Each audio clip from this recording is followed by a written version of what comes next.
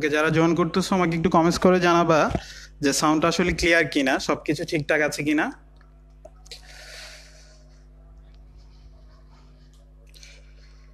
সাউন্ডটা ক্লিয়ারলি শোনা যাচ্ছে কিনা একটু আমাকে কমেন্টস করে জানাবা।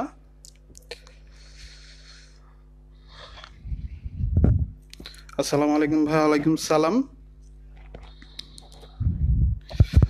ওকে, সাউন্ড ক্লিয়ার থাকলে তোমরা একটু লাইভটাকে শেয়ার করে দিবা। হ্যাঁ, তোমাদের অন্য যারা ফ্রেন্ড হচ্ছে আমাদের এই স্বপ্নপূরণ থেকে নিয়মিত ক্লাস করতেছে তাদেরকে হচ্ছে এই ক্লাসটা সম্পর্কে জানিয়ে দাও, মেনশন করে অথবা হচ্ছে এই ভিডিওটা শেয়ার করে দাও। আজকে হচ্ছে আমরা হচ্ছে বায়োলজির বোটানি হচ্ছে ক্লাস নিব। দ্রুত জয়েন করো, আমরা হচ্ছে এখনই ক্লাস শুরু করে দিব। আর লাইভটাকে একটু সবাই একটু ট্রাই করবা শেয়ার করে দেওয়ার জন্য, যাতে তোমাদের ফ্রেন্ডরা হচ্ছে এই ফ্রি ক্লাসটা করতে পারে। আর আমাদের এই ফ্রি ক্লাসগুলো আসলে সার্থক হবে তখনই যখন তোমরা হচ্ছে রেসপন্স বেশি বেশি করবা।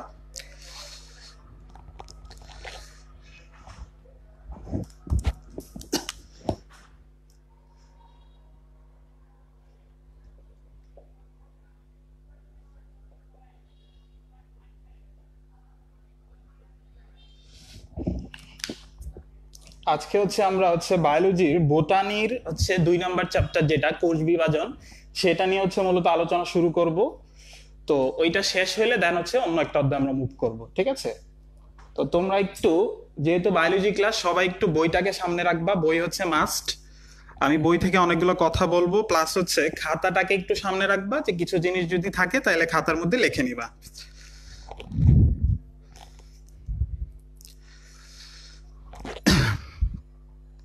ওকে, তোমরা হচ্ছে অলরেডি অনেকেই জয়েন করে ফেলছো, আমি ক্লাসটা এখনই শুরু করে দিচ্ছি। তো একটু খেয়াল করো, আজকে আমাদের আলোচ্য বিষয় হচ্ছে বোটানির হচ্ছে কোষ বিভাজন। খুবই গুরুত্বপূর্ণ একটা অধ্যায়। অধ্যায়টা হচ্ছে ছোট, কিন্তু কোশ্চেন প্রত্যেকবারই হচ্ছে একটা কি দুইটা করে কোশ্চেন এই অধ্যায়টা থেকে থাকে। সো তোমরা এই অধ্যায়টা খুবই গুরুত্বপূর্ণ সহকারে তোমাদের পড়তে হবে। আর এখন কথা হচ্ছে যে মূলত হচ্ছে যে তোমরা যারা ঢাকা ইউনিভার্সিটি পরীক্ষা দিবে তাদের ক্ষেত্রে তোমরা খুব ভালো করেই জানো যে হচ্ছে লিখিততে 40 মার্কস থাকবে, এমসিকিউতে 40 মার্কস থাকবে। তো সেই ক্ষেত্রে আসলে কি হবে, প্রত্যেকটা সাবজেক্ট থেকে 10 মার্কস হচ্ছে এমসিকিউ আসবে আর 10 মার্কস হচ্ছে লিখিত থাকবে। তো আমি আজকে আসলে এমসিকিউ পার্টটা নিয়ে আলোচনা করব, দেন হচ্ছে লিখিত পার্ট থেকে কি ধরনের কোশ্চেন আসতে পারে সেটা নিয়ে তোমাদের হচ্ছে বলে দিব। ওই টপিকসগুলো পড়লেই আশা করি হচ্ছে তোমরা পরীক্ষায় কমন পাবা। তো একটু খেয়াল করো যে আমরা হচ্ছে শুরু করে দিচ্ছি আজকের লেকচারটা। প্রথমেই যেটা আমাদের জানতে হবে কোষ বিভাজন সম্পর্কে, যে কোষ বিভাজন মানেটা কি, যে একটা কোষ বিভাজিত হয়ে দুইটা কোষ বা চারটা কোষে পরিণত হওয়ার প্রসেসটাকে আমরা বলতেছি কোষ বিভাজন। এখন কথা হচ্ছে যে এই কোষ বিভাজন আসলে কার হয়, কোষের। তো কোষ সম্পর্কে আমাদের কিছু ইনফরমেশন জানতে হবে। তোমরা অনেকেই এটা জানো যে আমাদের মানব দেহের মধ্যে কোষের সংখ্যা হচ্ছে 10⁻14 অথবা 100 ট্রিলিয়ন। তো এই কথাটা মাথায় রাখবা, এটা অনেকেই পারো, কিন্তু এই কোশ্চেনটাকে একটু ঘুরাই দিবেটা কি, দেখো কোষের সংখ্যা কিন্তু 10⁻14, কিন্তু যদি তোমাকে বলে যে মানব দেহের মধ্যে বিভাজন হয় কতটি কোষের মধ্যে, অ্যান্সার হবে 10⁻15। এখন তোমাদের মধ্যে হচ্ছে অনেকেরই ঝামেলা লাগে, হ্যাঁ কোষ যদি 14 হয় তাহলে বিভাজন সংখ্যাটা বেশি কেন? সেটার কারণ হচ্ছে দেখা গেছে অনেকগুলা কোষ হচ্ছে একটা কোষই অনেকবার বিভাজিত হয়। যে একটা কোষই দেখা গেছে একবার বিভাজিত হইলো, পরে আবার এই কোষটাই আবার বিভাজিত হইলো। তো সেই ক্ষেত্রে আলটিমেটলি দেখা যাবে যে কোষের সংখ্যা থেকে বিভাজিত কোষের সংখ্যাটা বেশি হবে। তো এই কথাটা একটু মাথায় রাখবা। তারপরে দেখো যে সব কোষ যে আবার বিভাজিত হয় সেটাও কিন্তু কথা না, কিছু কিছু কোষ কখনোই বিভাজিত হয় না। তো সেই কোষগুলো তোমাদের মাথায় রাখতে হবে যে কোন কোষগুলা কখনোই বিভাজিত হয় না। সেটা মনে রাখবা পলাশ দ্বারা। পলাশ মানে হচ্ছে পেশি কোষ, ল দিয়ে হচ্ছে লাল রক্ত কোষ, তারপর হচ্ছে দন্তাস্ব দিয়ে হচ্ছে স্নায়ু কোষ। এই তিনটা কোষ ভাইয়া কখনোই বিভাজিত হয় না, ঠিক আছে? তো এটা অনেক ইম্পর্টেন্ট যে বলতে পারে নিচের কোন কোষটি কখনোই বিভাজিত হয় না। অ্যান্সার কি হবে ভাইয়া? অ্যান্সার হবে পেশি কোষ, লাল রক্ত কোষ আর হচ্ছে স্নায়ু কোষ। এখন কথা হচ্ছে যে কোন কোষগুলো হচ্ছে দ্রুত বিভাজিত হয়। তো এই কোষগুলো একটু মাথায় রাখবা, কি কি? ব্রণ কোষ, আরেকটা হচ্ছে মেরিস্টেম কোষ। এই দুইটা কোষ হচ্ছে দ্রুত বিভাজিত হয়, ঠিক আছে? তো প্রথমে আমরা কোষের সংখ্যা পড়লাম, তারপরে বিভাজিত হয় কতটা কোষ সেটা পড়লাম, তারপরে কোন কোষ বিভাজিত হয় না, আবার কোন কোষ দ্রুত বিভাজিত হয়। এই চারটা কথা একটু ভালো করে মাথায় রাখবা। তারপরে দেখো বিভাজন সম্পর্কে আরেকটা কথা তোমাদের ইম্পর্টেন্ট, যে আমরা জানি যে সাধারণত কোষ বিভাজিত হয়। এখন কথা হচ্ছে একটা কোষকে বিভাজিত করার জন্য তাকে উদ্দীপনা দেওয়া লাগে। হ্যাঁ, তুমি যে পড়াশোনা করতেছো তোমাকে কেউ না কেউ উদ্দীপনা দিচ্ছে পড়াশোনাটা করার জন্য, ঠিক সেম ভাবে একটা কোষকে বিভাজিত হওয়ার জন্য তাকেও উদ্দীপনা দেওয়া লাগে। তো দেখো একটা কোষকে উদ্দীপনা হচ্ছে দুই ধরনের হইতে পারে, একটা হচ্ছে বাহ্যিক উদ্দীপনা, আরেকটা হচ্ছে অভ্যন্তরীণ উদ্দীপনা। দেখো কোষকে বাহ্যিক উদ্দীপনা কে দেয়? অ্যান্সার হবে হচ্ছে গ্রোথ হরমোন। আর অভ্যন্তরীণ উদ্দীপনা দেয় একটা প্রোটিন, সেটার নাম অনেক ইম্পর্টেন্ট, সেটা হচ্ছে সাইক্লিন নামক প্রোটিন। খুবই খুবই ইম্পর্টেন্ট, কথাটা একটু মাথায় রাখবা যে নরমালি হচ্ছে কোষকে বিভাজিত হওয়ার জন্য উদ্দীপনা দেওয়া লাগে, আর সেই উদ্দীপনাটা বাহ্যিক ভাবে প্রদান করে হচ্ছে গ্রোথ হরমোন, আর অভ্যন্তরীণ ভাবে প্রদান করে হচ্ছে সাইক্লিন নামক প্রোটিন। তোমরা কথাগুলা একটু ভালো করে মাথায় রাখবা এই কথাগুলা। তারপরে আসলে এই প্রাথমিক আলোচনা করার পর আমরা কোষ বিভাজন সম্পর্কে আলোচনা করব, সেটা একটু খেয়াল করো। দেখো আজকের চ্যাপ্টারটা মোটামুটি সহজ, তোমরা অনেকেই এটা সম্পর্কে অনেক ধারণা আছে। আমি একটু আলোচনা করব যে যে জিনিসগুলো তোমাদের আসলে বেশি ভুল হইতে পারে, ঠিক আছে? তো দেখো কোষ বিভাজন থেকে তোমরা খুব ভালো করেই জানো যে কোষ বিভাজন হচ্ছে তিন প্রকার। কি কি হইতে পারে ভাইয়া? অ্যামাইটোসিস, মাইটোসিস, আরেকটা হচ্ছে মিওসিস। এখন কথা হচ্ছে যে এই তিনটা কোষ বিভাজন নিয়ে মূলত আমাদের পুরো চ্যাপ্টারটা, কিন্তু যে আমাদের পরীক্ষায় কি ধরনের কোশ্চেন আসতে পারে সেটা একটু খেয়াল করো। দেখো অ্যামাইটোসিস থেকে আসলে তেমন একটা কোশ্চেন আসে না, তার জাস্ট কি মনে রাখবা তুমি? উদাহরণ, যে অ্যামাইটোসিস প্রসেসটা কার মধ্যে হয়। দেখো এই উদাহরণটা সবাই জানো যে ব্যাকটেরিয়ার মধ্যে অ্যামাইটোসিস হয়, কিন্তু বাকি দুইটা অনেকে ভুল করো, ইস্টের মধ্যে হয় আর হচ্ছে অ্যামিবার মধ্যে হয়। এই তিনটার মধ্যে মূলত কোন ধরনের কোষ বিভাজনটা সংঘটিত হবে? অ্যামাইটোসিস, ঠিক আছে? তো অ্যামাইটোসিস থেকে মূলত এই উদাহরণগুলো মনে রাখলেই হয়।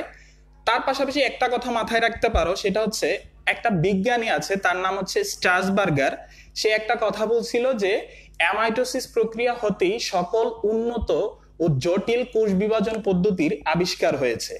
তো তোমাকে উক্তিটা দিয়ে বলতে পারে যে এই কথাটি কে বলেছেন, ঠিক আছে? তো সেক্ষেত্রে তোমাকে মাথায় রাখতে হবে এই কথাটা বলছেন হচ্ছে বিজ্ঞানী স্ট্রাসবার্গার। তারপরে দেখো মাইটোসিসের ক্ষেত্রে আমরা মাইটোসিসটা নিয়ে বিস্তারিত পড়ব, তবে প্রাথমিকভাবে বলে দেই, তোমরা সেটা অনেকেই জানো যে মাইটোসিসের মধ্যে আসলে নিউক্লিয়াস একবার বিভাজিত হয়, ক্রোমোজোম একবার বিভাজিত হয়, যার কারণে মাইটোসিস কোষ বিভাজনকে বলা হয় সমীকরণিক কোষ বিভাজন। মানেটা হচ্ছে কি? মাইটোসিস কোষ বিভাজনে দেখা যায় যে মাতৃকোষের ক্রোমোজোম সংখ্যা আপত্য কোষের ক্রোমোজোম সংখ্যার সমান হয়, ঠিক আছে? এই কথাটা মাথায় রাখবা। আর আরেকটা কথা মাথায় রাখতে পারো, মাইটোসিসটা কোথায় হয়? অ্যান্সার হবে হচ্ছে দেহ কোষে। তারপরে মিওসিস থেকে তোমাকে যেটা মনে রাখতে হবে, মিওসিসে নিউক্লিয়াস দুইবার বিভাজিত হয়, কিন্তু ক্রোমোজোম শুধুমাত্র একবার বিভাজিত হয়, যার কারণে মিওসিসের মধ্যে তোমার অপত্য কোষের ক্রোমোজোম সংখ্যা মাতৃকোষের ক্রোমোজোম সংখ্যা থেকে অর্ধেক হ্রাস পেয়ে যায়, যার কারণে মিওসিসকে বলা হয় কি? হ্রাসমূলক বিভাজন। তো এখন একটু খেয়াল করো যে তোমাকে যদি খুব সহজ কোশ্চেন আসে ঢাকা ইউনিভার্সিটি লিখিতর ক্ষেত্রে, তখন তোমাকে জানতে চাইতে পারে যে হ্রাসমূলক বিভাজন বলতে কি বুঝো, বা হচ্ছে মাইটোসিস থেকে জানতে চাইতে পারে যে ইকুয়েশনাল ডিভিশন বলতে কি বুঝো। তো এই কোশ্চেনগুলো সাধারণত লিখিততে আসতে পারে। আর মিওসিস থেকে সবচেয়ে ইম্পর্টেন্ট যেটা, ধরো হচ্ছে হ্যাপ্লয়েড কোষ, আরেকটা ধরো হচ্ছে ডিপ্লয়েড কোষ। তোমাকে বললো যে হ্যাপ্লয়েড কোষের মধ্যে মিউসিসটা কোথায় হয়। মনে রাখবা হ্যাপ্লয়েড কোষে মিউসিস হয় হচ্ছে জাইগোটের মধ্যে, আর ডিপ্লয়েড কোষে মিউসিসটা হয় হচ্ছে জনন মাতৃকোষে। এই দুইটা কথা ইম্পর্টেন্ট, যে মিউসিসটা কোথায় হয় আমরা সবাই মনে করি যে এটা হচ্ছে জনন কোষে হয়, কিন্তু মনে রাখবা হ্যাপ্লয়েড কোষের ক্ষেত্রে যদি বলে এটা অ্যান্সারটা হবে জাইগোটে, আর যদি ডিপ্লয়েড কোষের ক্ষেত্রে বলে তাহলে অ্যান্সারটা হবে জনন মাতৃকোষে। তো এই কথাগুলো মূলত পরীক্ষায় বারবার আসে, এগুলো একটু মাথায় রাখতে হবে তোমাদের।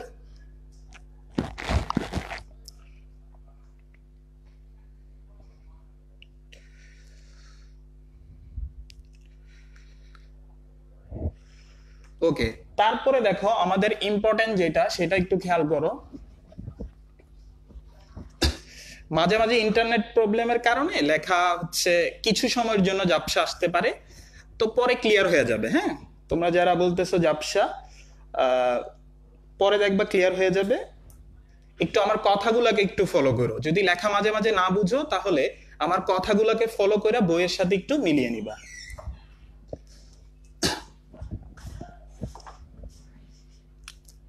দেন আমাদের টপিকস হচ্ছে কোষ চক্র। কোষ চক্র থেকে মাথায় রাখবা যে কোষ চক্রের মূলত হচ্ছে দুইটা পার্ট, একটা হচ্ছে ইন্টারফেজ, আরেকটা হচ্ছে এম ফেজ। দেখো ইন্টারফেজকে আমরা বলি হচ্ছে প্রস্তুতি পর্যায়,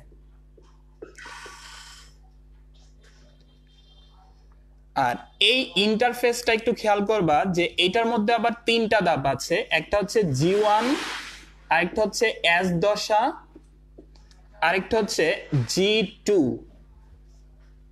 আর এম ফেজ বলতে আমরা কি বুঝি ভাইয়ারা, তোমরা খুব ভালো করেই জানো এম ফেজ মানেটা হচ্ছে মাইটোসিস, কোষ বিভাজন।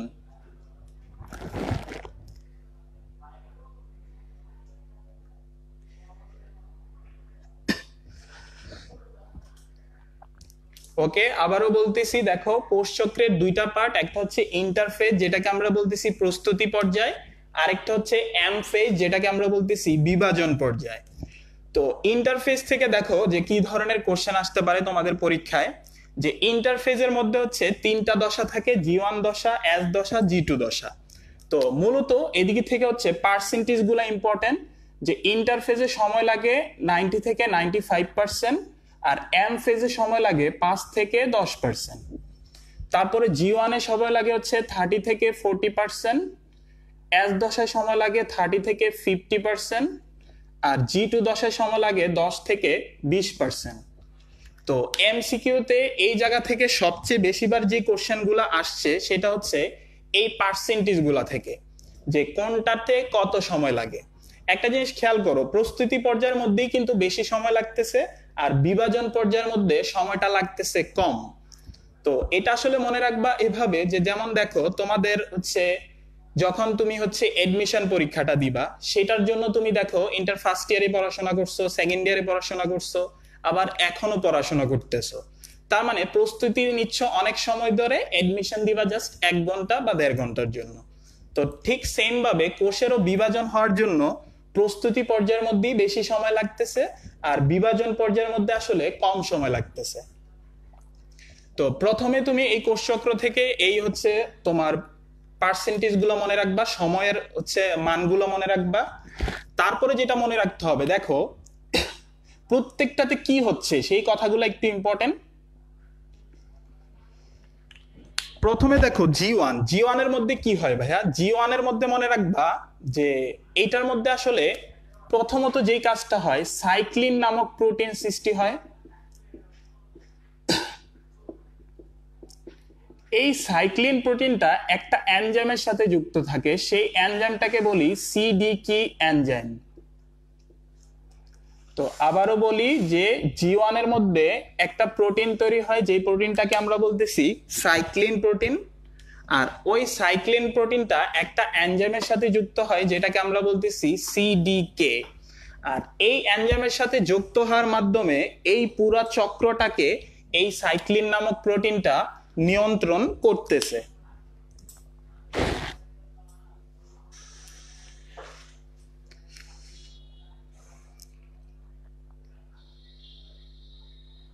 তোমাদের কোনো কোশ্চেন থাকলে আমাকে করতে পারো, যে কোনো জায়গায় যদি না বুঝো আমাকে একটু বইলো, ওইটা আমি আবার রিপিট করব।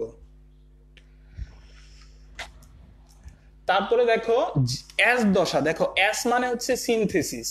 সিনথেসিস মানে এখন যদি বলা হয় যে এস দশার মধ্যে আসলে কি হয়, মনে রাখবা এস দশার মধ্যে যেই কাজটা হয় সেটা হচ্ছে ডিএনএ রেপ্লিকেশন হয়। ডিএনএ রেপ্লিকেশন মানে কি, একটা ডিএনএ থেকে দুইটা ডিএনএ তৈরির প্রসেস। আর জি টু দশার মধ্যে যেটা হয়, জি টু দশার মধ্যে দুইটা কথা হয়, একটা হচ্ছে এটিপি তৈরি হয়, আরেকটা হচ্ছে মাইক্রোটিউবিউল তৈরি হয়।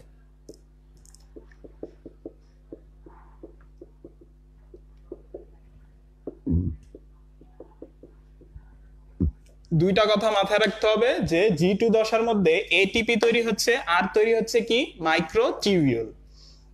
তো এইভাবে মূলত তুমি ইন্টারফেস পর্যায়টা পড়বা।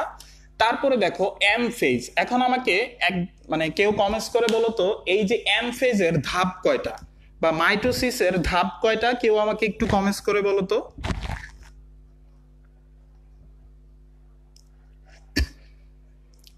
আমাকে একটু কমেন্টস করে তোমরা বলো যে মাইটোসিসের ধাপ কয়টা।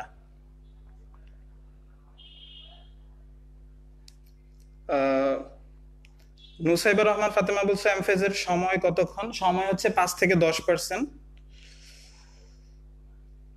আমাকে একটু বলো মাইটোসিস কোষ বিভাজনের ধাপ কয়টা।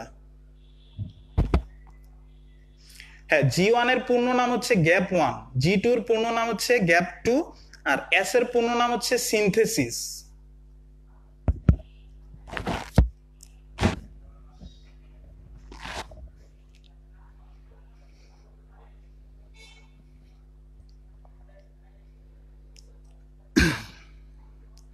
ওকে, অনেকে 5টা অ্যান্সার দিচ্ছ, অনেকে 2টা দিচ্ছ, আবার অনেকে 4টাও দিচ্ছ।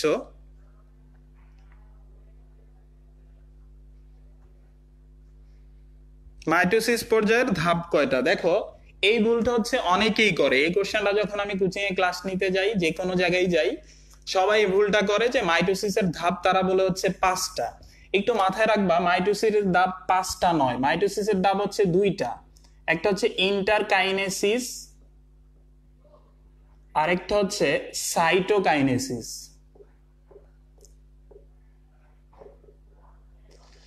দেখো ইন্টারকাইনেসিস মানেটা কি ভাইয়া, ইন্টারকাইনেসিস মানেটা হচ্ছে তোমার নিউক্লিয়াসের বিভাজন, আর সাইটোকাইনেসিস মানেটা হচ্ছে সাইটোপ্লাজমের বিভাজন। আর মনে রাখবা এই ইন্টারকাইনেসিসটা কে আবিষ্কার করেন, বিজ্ঞানী স্লাইখার। আর এই ইন্টারকাইনেসিসের মূলত 5টা ধাপ, কি সেগুলা, প্রোফেজ, প্রোমেটাফেজ, আরেকটা হচ্ছে অ্যানাফেজ, সরি 3 নম্বরে মেটাফেজ, তারপর হচ্ছে অ্যানাফেজ, তারপর হচ্ছে টেলোফেজ। তো এই ভুলটা করা যাবে না। এম ফেজের 2টা ধাপ, ইন্টারকাইনেসিস আর একটা হচ্ছে সাইটোকাইনেসিস। আর ইন্টারকাইনেসিসের মূলত 5টা ধাপ, সেগুলো কি, prophase, prometaphase, metaphase, anaphase, telophase.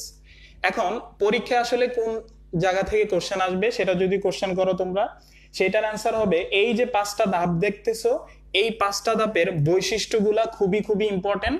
এই বৈশিষ্ট্যগুলা তোমাকে আয়ত্তে রাখতে হবে খুবই ভালো করে, ঠিক আছে। মূলত এই বৈশিষ্ট্য থেকেই কোশ্চেনটা বেশি আসে।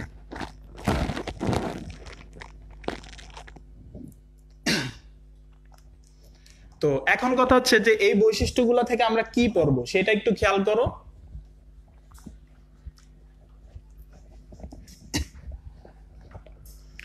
একটু মনোযোগ দিবা তাহলে বুঝতে পারবা, দেখো খেয়াল করো।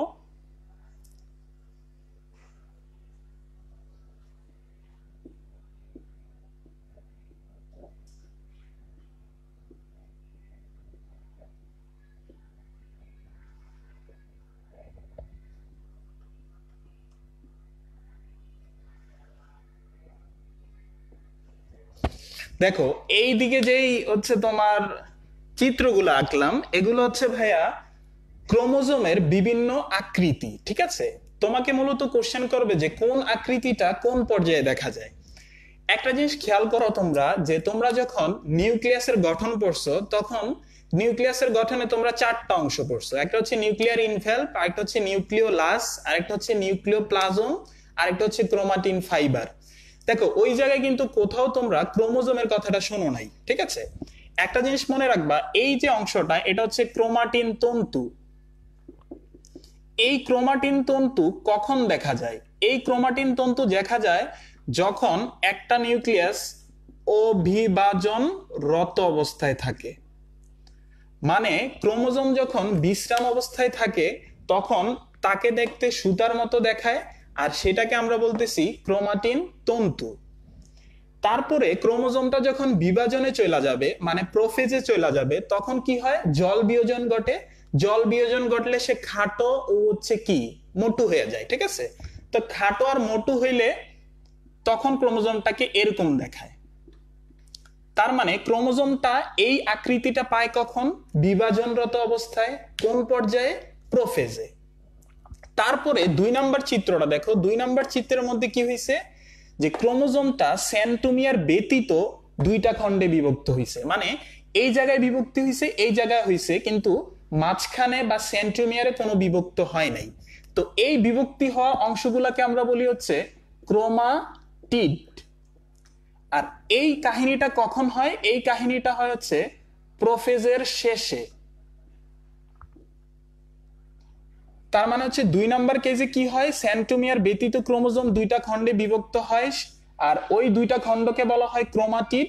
আর দেখা যায় কখন? প্রোফেজের শেষে। তারপরে দেখো এই জায়গায় কি হচ্ছে? এই জায়গায় হচ্ছে যে ক্রোমোজোম সেন্ট্রোমিয়ার সহ দুইটা খণ্ডে বিভক্ত হয়। আর সেন্ট্রোমিয়ার সহ দুইটা খণ্ডে বিভক্ত হয় কখন? অ্যান্সার হবে হচ্ছে মেটাফেজে। আর এই চারটা দেখো, এই চারটার ক্ষেত্রে কি হয়? ক্রোমোজোম ভি আকৃতির, এল আকৃতির, জে আকৃতির, আই আকৃতির। এই চারটা আকৃতি দেখা যায়, তোমরা ভালো করেই জানো। এটা হচ্ছে অ্যানাফেজে। তো ক্রোমোজোমের আকৃতি কোনটা কোথায় দেখা যায় আমি দেখো সবগুলাকে একসাথে করে লিখলাম যাতে করে তোমরা বুঝতে পারো। তো সবাই বুঝছো কিনা আমাকে একটু জানাবা, আর যদি স্পেসিফিক্যালি কেউ না বুঝো তাহলে আমাকে কমেন্টস করে বলবা। তো এই জিনিসগুলো একটু মাথায় রাখবা যে কোনটা কোন পর্যায়ে হচ্ছে, এগুলো ইম্পর্টেন্ট পরীক্ষার জন্য।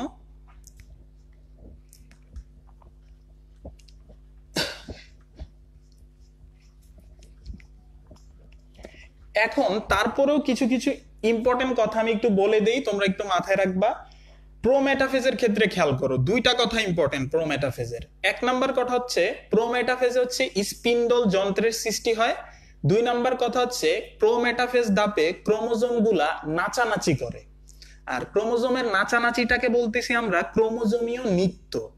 এই কোশ্চেনটা বিগত সালে খুব বেশি আসছে, যে ক্রোমোজোমে নৃত্য দেখা যায় তোমার ইন্টারকাইনেসিসের কোন পর্যায়ে? অ্যান্সার হবে কি? প্রোমেটাফেজ। তারপরে দেখো মেটাফেজ থেকে কতগুলো কথা ইম্পর্টেন্ট। মেটাফেজের মধ্যে ক্রোমোজোম গুলা বিষুবীয় অঞ্চলে অবস্থান করে। ধরো এটা একটা হচ্ছে নিউক্লিয়াস, নিউক্লিয়াসের এটা হচ্ছে মাঝখান। এই মাঝখানে যদি ক্রোমোজোম গুলো অবস্থান করে তাহলে সেই গঠনটাকে বলা হয় মেটাকাইনেসিস। আবারও বলি, মেটাফেজ ধাপের মধ্যে ক্রোমোজোম গুলা বিষুবীয় অঞ্চলে অবস্থান করে, আর বিষুবীয় অঞ্চলে অবস্থান করাটাকে আমরা বলতেছি মেটাকাইনেসিস। তো দেখো আমরা ইন্টারকাইনেসিস পড়লাম, সেটা হচ্ছে নিউক্লিয়াসের বিভাজন। আর মেটাকাইনেসিসটা কি? ক্রোমোজোম গুলো যখন বিষুবীয় অঞ্চলে অবস্থান করবে সেটাকে মেটাকাইনেসিস বলে। আর মেটাফেজের মধ্যে আরো দুইটা কথা মাথায় রাখবা, যে মেটাফেজের মধ্যে ক্রোমোজোম গুলা সর্বাধিক খাটো, মোটা ও স্পষ্ট হয়। তারপরে হচ্ছে মেটাফেজের মধ্যে ক্রোমোজোমের সেন্ট্রোমিয়ার সহ দুইটা খণ্ডে বিভক্ত হয়। এই কথাগুলো একটু মাথায় রাখবা। আর অ্যানাফেজ থেকে মনে রাখবা, অ্যানাফেজটা মূলত গতি পর্যায়। আর এই পর্যায়ের মধ্যে ক্রোমোজোম গুলা একটু আগেই বলছি যে ভি আকৃতির, এল আকৃতির, জে আকৃতির, আই আকৃতির হয়ে থাকে। আর টেলোফেজ হচ্ছে প্রোফেজের ঠিক বিপরীত। তো এইভাবে হচ্ছে কথাগুলো একটু মাথায় রাখতে হবে। দেখো আমি অনেকগুলো পড়া কিন্তু একসাথে করে দিচ্ছি, হ্যাঁ? তোমরা আমার কথাগুলোকে যদি ফলো করো অনেক ইজিলি জিনিসগুলা বুঝতে পারবা।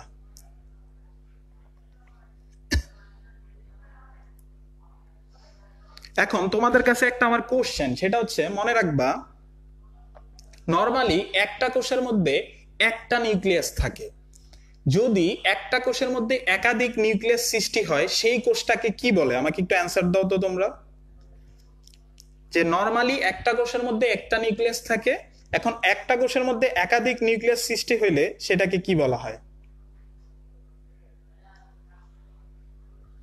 কেউ কি বলতে পারবা?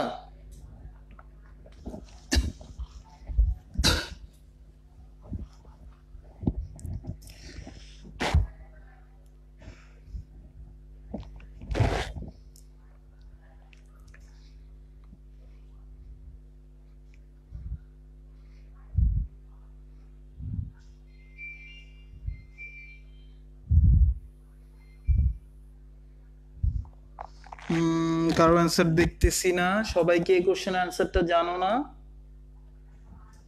দেখো এই কোষটাকে বলা হয় সিনোসাইটিক। দুইটা কথা একটু খেয়াল করো, সিনোসাইটিক আরেকটা হচ্ছে প্লাজমোডিয়াম। মনে রাখবা নরমালি একটা কোষে একটি নিউক্লিয়াস থাকে, একটা কোষে একাধিক নিউক্লিয়াস যদি উদ্ভিদের ক্ষেত্রে থাকে সেটাকে বলা হয় সিনোসাইটিক, আর প্রাণীর ক্ষেত্রে থাকলে সেটাকে বলা হয় প্লাজমোডিয়াম।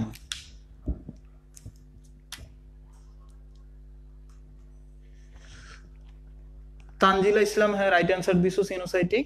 মানেটা হচ্ছে যে একটা কোষে একাধিক নিউক্লিয়াস, সেটা যদি উদ্ভিদে দেখা যায় সিনোসাইটিক, আর প্রাণীতে দেখা গেলে হচ্ছে প্লাজমোডিয়াম। না সোমা ইসলাম সাইটোকাইনেসিস না, সাইটোকাইনেসিস তো সাইটোপ্লাজমের বিভাজন, সেটা না। কানিজ ফাতেমা, হ্যাঁ অনেকেই তোমরা পরে অ্যান্সার দিছো। ওকে ঠিক আছে, তারপরে একটু খেয়াল করো আমরা মিউসিস নিয়ে আলোচনা করব। মিউসিসের ক্ষেত্রে ভাইরা একটু খেয়াল করো, মিউসিস মূলত দুই প্রকার। একটা হচ্ছে মিউসিস ওয়ান, আরেকটা আমরা বলতেছি মিউসিস টু। দেখো আমরা জানি এটা ধরো হচ্ছে ডিপ্লয়েড একটা কোষ, এটা বিভাজিত হয়ে এন এন, দেন এটা বিভাজিত হয়ে এন এন এন এন। দেখো প্রথমে একটা ডিপ্লয়েড কোষ মিউসিস বিভাজনের মাধ্যমে দুইটা হ্যাপ্লয়েড কোষে পরিণত হইল, এটাকে বলা হয় মিউসিস ওয়ান। তারপরে ওই হ্যাপ্লয়েড কোষটা বিভাজিত হয়ে এই ক্ষেত্রেও দুইটা হ্যাপ্লয়েড কোষ তৈরি করলো, এই ক্ষেত্রেও দুইটা হ্যাপ্লয়েড কোষ তৈরি করলো, এটাকে বলা হয় মিউসিস টু। তো একটা জিনিস মনে রাখবা, মিউসিস ওয়ান কে প্রকৃত মিউসিস বলা হয়। কারণটা কি তোমরা এই চিত্রে খেয়াল করো তো। আমরা জানি মিউসিসের বৈশিষ্ট্যই হচ্ছে ক্রোমোজোম সংখ্যা অর্ধেক হ্রাস পাবে, আর সেটা দেখো তো মিউসিস ওয়ানে হচ্ছে কিনা, যে ডিপ্লয়েড থেকে হ্যাপ্লয়েডে পরিণত হচ্ছে, তার মানে কি ক্রোমোজোমের সংখ্যা অর্ধেক হ্রাস পাচ্ছে। আর মিউসিস টু এর ক্ষেত্রে দেখো তো কোষ ছিল হ্যাপ্লয়েড, পরিণত হইল হ্যাপ্লয়েড, তার মানে এটাকে কি আমরা প্রকৃত মিউসিস বলতে পারবো? না, এটা প্রকৃত মিউসিস না, এটা মূলত মাইটোসিস। তার মানে এই কথাটা মাথায় রাখবা যে মিউসিস ওয়ান কে আমরা প্রকৃত মিউসিস বলতেছি, কারণটা কি এখানেই ক্রোমোজোম সংখ্যা অর্ধেক হ্রাস পায়, আর মিউসিস টু এর মধ্যে ক্রোমোজোম সংখ্যা হ্রাস পায় না, যার কারণে মিউসিস টু কে আমরা মাইটোসিসের সাথে তুলনা করতে পারি।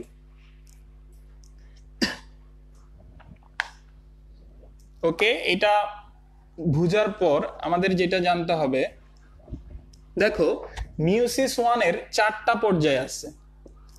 একটা হচ্ছে প্রোফেজ ওয়ান, তারপরে হচ্ছে আমাদের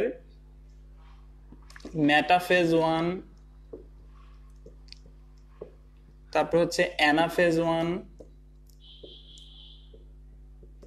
তারপর হচ্ছে টেলোফেজ ওয়ান।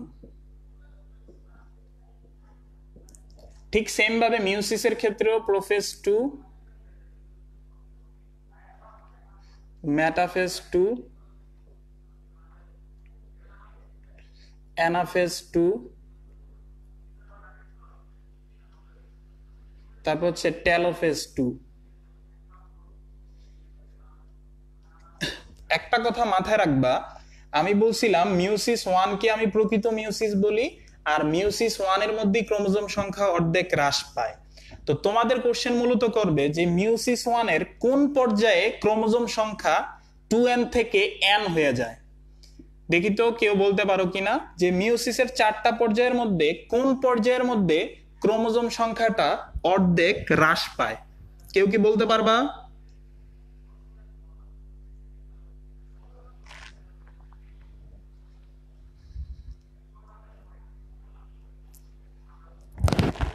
যে মিউসিস 1 এ ক্রোমোজোম সংখ্যা অর্ধেক হ্রাস পায়, এখন মিউসিস 1 এর কোন পর্যায়ে সেটা হয়?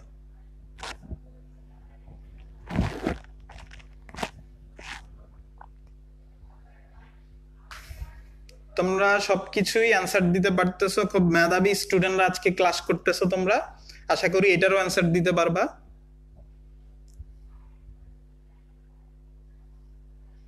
প্রোফেজ 1 তাহরিমান সুমা না হয় নাই, এমডি সাব্বির মেটাফিজ মেবি, মরিয়ম আক্তার মেটাফিজ 1 বলছো, প্রোফেজ খাদিজা নূপুর। সবাই একটু অ্যানসার দেওয়ার ট্রাই করো যে মিউসিসের কোন পর্যায়ে ক্রোমোজোম সংখ্যা অর্ধেক হ্রাস পায়। দেখো এই কোশ্চেনটা আসলেই কিন্তু অনেকে ভুল করে ফেলবা। এমডি কামাল হোসেন, তোমাকে অভিনন্দন, তুমি ঠিক অ্যান্সারটা দিতে পারছো, বাকিরা ভুল দিয়েছো। হ্যাঁ, আমি বলে দিচ্ছি যে মিউসিস 1 এর মধ্যে অ্যানাফেজ 1 এর মধ্যেই এই কাহিনীটা হয়, ক্রোমোজোম সংখ্যা অর্ধেক হ্রাস পেয়ে যায়। তো এটা একটু মাথায় রাখবা তোমরা, অ্যানাফেজ 1। এখন কথা হচ্ছে মনে রাখবা মিউসিস 2 তো এটাকে আমি মাইটোসিসই বলতেছি, মিউসিস 2 এর মেজরিটি বৈশিষ্ট্য মাইটোসিসের সাথে মিলে যাবে, ওই বৈশিষ্ট্য পড়ার দরকার নাই। মিউসিস 1 এর ক্ষেত্রেও তোমার মেটাফেজ 1, অ্যানাফেজ 1, টেলোফেজ 1 এগুলো অতটা ইম্পর্টেন্ট না, কিন্তু সবচেয়ে ইম্পর্টেন্ট হচ্ছে প্রোফেজ 1, ভিভিআই। পরীক্ষায় কোশ্চেন আসবেই, কোশ্চেন আউট করে দিলাম তোমাদেরকে, প্রোফেজ 1 থেকে কোশ্চেন পাবাই যে ইউনিভার্সিটিতে পরীক্ষা দাও না কেন। তো এই প্রোফেজ 1 থেকে আমাদের কোশ্চেন গুলা বেশি আসে থাকে। এখন এই প্রোফেজ 1 থেকে কি ধরনের কোশ্চেন আসে সেটা একটু খেয়াল করো। আমরা এই প্রোফেজ 1টা নিয়ে আলোচনা করব।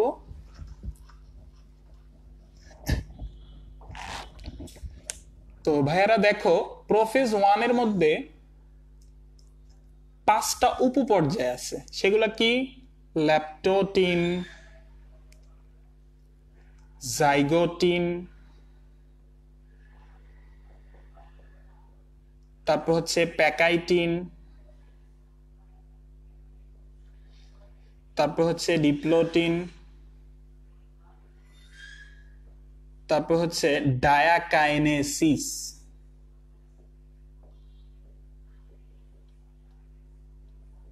খুবই খুবই ইম্পর্টেন্ট, এই হচ্ছে 5টা উপপর্যায় থেকেই তোমাদের মেজরিটি কোশ্চেন বা বিভিন্ন ইউনিভার্সিটিতে কোশ্চেন আসে। তো প্রথমেই দেখো ল্যাপটোটিন থেকে কি পড়তে হবে। ল্যাপটোটিন থেকে তুমি যা পড়বা আমি একটু লিখে দিচ্ছি। ল্যাপটোটিন থেকে পড়বা, প্রথম কথা হচ্ছে এই জায়গায় হচ্ছে ক্রোমোমিয়ার দেখা যায়,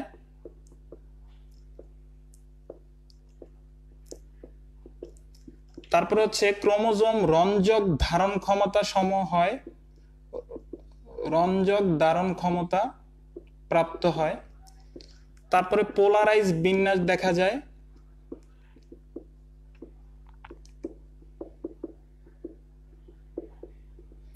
সবার শেষ হচ্ছে বুকে দশা দেখা যায়। এই 4টা বৈশিষ্ট্য তুমি পড়বা ল্যাপটোটিন থেকে, যে কোনোটা দিয়ে কোশ্চেন আসতে পারে। প্রথম কথা হচ্ছে ক্রোমোমিয়ার। ক্রোমোমিয়ার মানেটা হচ্ছে ধরো এটা একটা ক্রোমোজোম, এই ক্রোমোজোমের মধ্যে ছোট ছোট দানা দেখা যায় যাদেরকে আমরা বলতেছি ক্রোমোমিয়ার। তারপরে রঞ্জক ধারণ ক্ষমতা মানেটা হচ্ছে ক্রোমোজোম গুলা রংটাকে ধরে রাখতে পারে। আর পোলারাইজ বিন্যাস হচ্ছে ধরো ক্রোমোজোম গুলা যদি নিউক্লিয়াসের প্রান্তের দিকে বা মেরুর দিকে চলে যায় তখন যেই বিন্যাসটা দেখা যায় সেটাকে আমরা বলতেছি পোলারাইজড বিন্যাস। আর বোকে দশাটা কি, তখন দেখো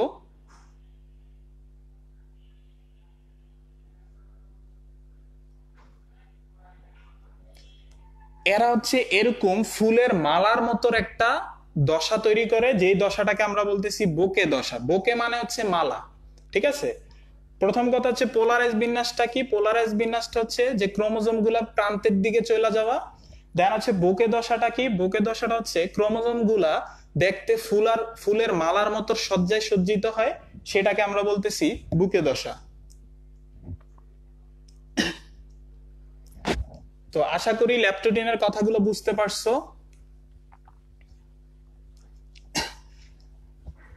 তারপরে দেখো ভাইয়ারা, তারপরে হচ্ছে আমরা পড়বো জাইগোটিন।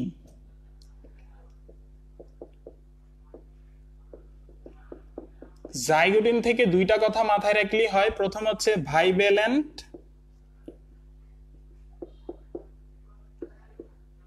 দুই নাম্বার হচ্ছে সিনাপসিস।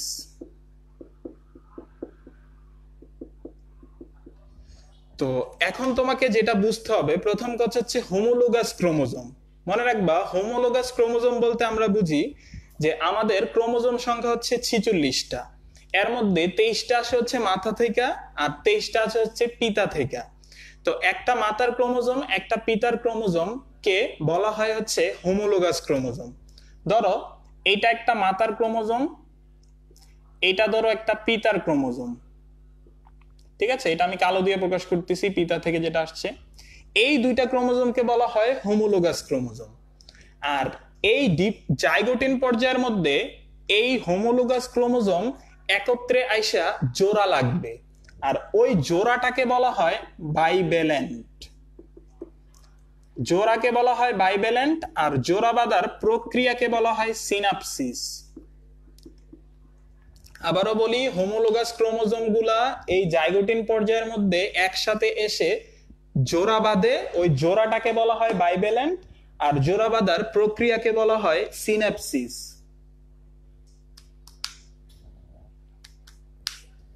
তো এখন আমাকে কেউ কোশ্চেন করো, মানে অ্যান্সার দাও, সেটা হচ্ছে যে কোন একটা কোষের মধ্যে যদি 60টা ক্রোমোজোম থাকে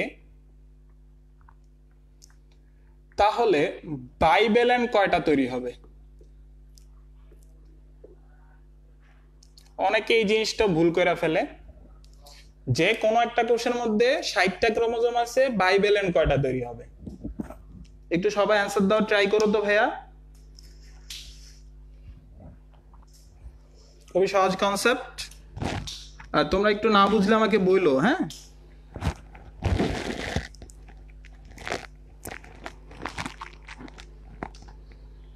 এমডি সাব্বির বলেছে প্রথমে। সবাই ক্যান্সার দিতে হবে, এটা খুবই সহজ।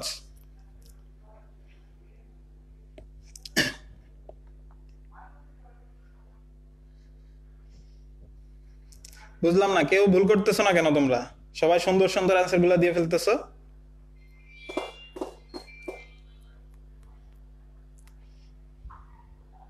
বললাম না, তোমরা হচ্ছে সবাই হচ্ছে ব্রিলিয়ান্ট, তোমরা সবাই ইনশাআল্লাহ চান্স পাবা।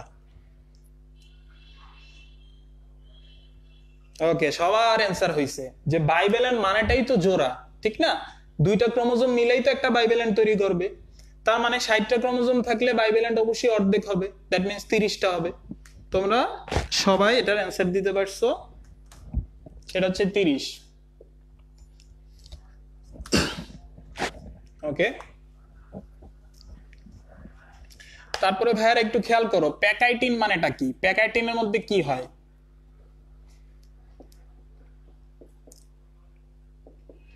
মনে রাখবা, প্যাকাইটিনের মধ্যে মূলত তিনটা কথা মাথায় রাখতে হয়। একটা হচ্ছে টেট্রাড, আরেকটা হচ্ছে কাজমা,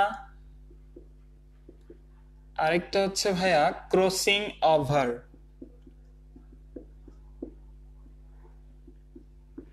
দেখো, একটা বাইভ্যালেন্টের মধ্যে আমি জানি দুইটা হোমোলোগাস ক্রোমোজোম থাকে। ধরো এটা একটা বাইভ্যালেন্ট, এটার মধ্যে দুইটা হোমোলোগাস ক্রোমোজোম আছে। তো প্যাকাইটিনের মধ্যে এই হোমোলোগাস ক্রোমোজোম প্রত্যেকটা এই জায়গায় এসে বিভক্তি ঘটবে। মানে সেন্ট্রোমিয়ার ছাড়া দুইটা খণ্ডে বিভক্ত হবে, এটাও দুইটা খণ্ডে বিভক্ত হবে, এটাও দুইটা খণ্ডে বিভক্ত হবে। আর ওই খণ্ডগুলোকে কি বলে সেটা আগেও বলছি, এখনো বলতেছি, ওই খণ্ডগুলোকে বলা হয় ক্রোমাটিড।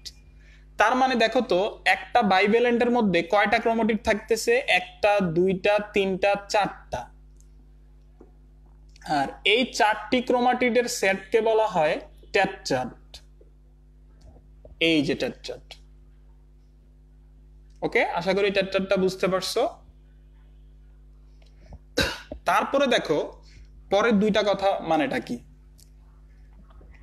ধরো এইটা একটা ক্রোমোজোম, এইটা আরেকটা ক্রোমোজোম।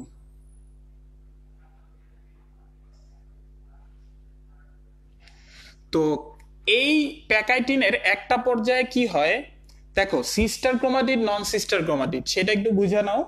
যে এই ক্রোমোজোমের দুইটা ক্রোমাটিডকে বলা হয় সিস্টার, এই ক্রোমোজোমের একটা ক্রোমাটিড আর এই ক্রোমোজোমের আরেকটা ক্রোমাটিড তাদেরকে বলা হয় নন সিস্টার। ঠিক আছে, একই ক্রোমোজোমের দুইটা ক্রোমাটিডকে বলা হয় সিস্টার, ভিন্ন ক্রোমোজোমের দুইটা ক্রোমাটিডকে বলা হয় নন সিস্টার। তো এই প্যাকাইটিনের মধ্যে নন সিস্টার ক্রোমাটিড দুইটা একটা অংশে মিলিত হবে, ওই মিলিত অংশে এক্স আকৃতির একটা গঠন দেখা যাবে, ওই গঠনটাকে আমরা বলতেছি কায়াজমা। তার মানে কায়াজমাটা কি আকৃতির হবে? এক্স আকৃতির, এরকম এক্স। তো এই কায়াজমা অংশের মধ্যে তাদের অংশের বিনিময় ঘটবে। অংশের বিনিময় মানে হচ্ছে এই অংশটা এইটাতে চলে যাবে আর এইটার অংশটা এইটাতে চলে আসবে। দেখো আমি হচ্ছে দুইটা কালার হইলে আমি খুব ইজিলি ভালো করে বুঝাইতে পারতাম। তারপরে বুঝা নাও যে এই অংশের মধ্যে আসলে কি হয়, অংশের বিনিময় ঘটে। যে এইটার ক্রোমাটিডের অংশ এটাতে চলে যায়, এইটার ক্রোমাটিডের অংশ ওইটাতে চলে যায়। আর এই অংশের বিনিময় বা জিনের বিনিময়টাকে আমরা বলতেছি ক্রসিং ওভার।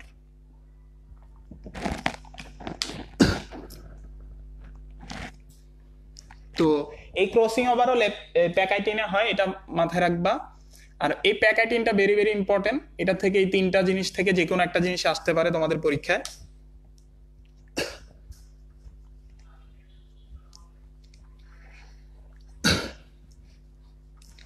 তারপরে বাইরে দেখো ডিপ্লোটিন। ডিপ্লোটিনের মধ্যে কি হবে দেখো,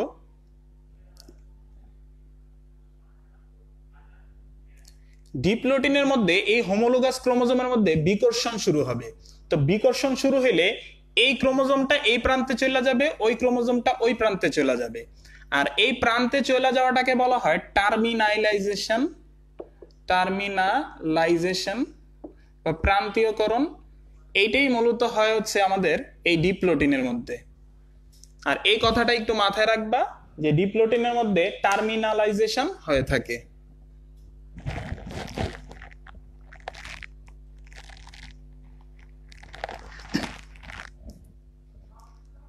তো এইভাবে হচ্ছে তুমি প্রোফেজ ওয়ানের এই হচ্ছে তোমার পাঁচটা হচ্ছে উপপর্যায় থেকে কোশ্চেন গুলো পড়বা, এগুলো থেকে বেশি কোশ্চেন আসবে। আর দেখো পরবর্তী মিউসিসের পরের টপিকসটা ছিল ক্রসিং ওভার, সেটাও আমি বলে দিছি, সেটাও একটু হচ্ছে মাথায় রাখবা। আর ক্রসিং ওভার থেকে আর এক্সট্রা পড়তে হবে যে ক্রসিং ওভারটা সর্বপ্রথম কে আবিষ্কার করছেন, সেটা হচ্ছে থমাস হান্ট মর্গান। কোন উদ্ভিদে আবিষ্কার করেন? ভুট্টা নামক উদ্ভিদ। এই কথাগুলো একটু মাথায় রাখবা। তারপরে আরেকজন বলছো লুপের কথাটা, লুপের কথা বুঝো নাই। লুপের কথাটা খেয়াল করো, ধরো হচ্ছে তোমার এই জায়গায় যদি এরকম, আমার হাতের দিকে একটু খেয়াল করো, কায়াজমা মানে হচ্ছে এই জায়গায় জয়েন্ট আর নিচের জায়গায় জয়েন্ট, দুইটা যদি কায়াজমা থাকে তাহলে এই কোণটা আর এই কোণটা হয় হচ্ছে 90 ডিগ্রি। আর যদি এই কায়াজমাটা না থাকে, উপরেরটা শুধু থাকে, তাহলে এই কোণটা এরকম হয়ে যায়, আর এরকম হলে তুমি জানো কোণটা হয় হচ্ছে 180 ডিগ্রি। আবারও বলি, দুইটা কায়াজমা থাকলে মানে দুইটা অংশে যুক্ত থাকলে কোণটা হয় হচ্ছে 90 ডিগ্রি, মানে এই কোণটা আর এই কোণটা। আর যদি শুধু একটা থাকে তাহলে জিনিসটা এরকম হয়ে যায়, আর এরকম হয়ে গেলে কোণটা হয় হচ্ছে কত? 180 ডিগ্রি। বুঝছো কিনা একটু বুঝো তো, মানে লুপের কথাটা কোণের মানটা বুঝছো কিনা, না বুঝলে আমি আবারও বলবো।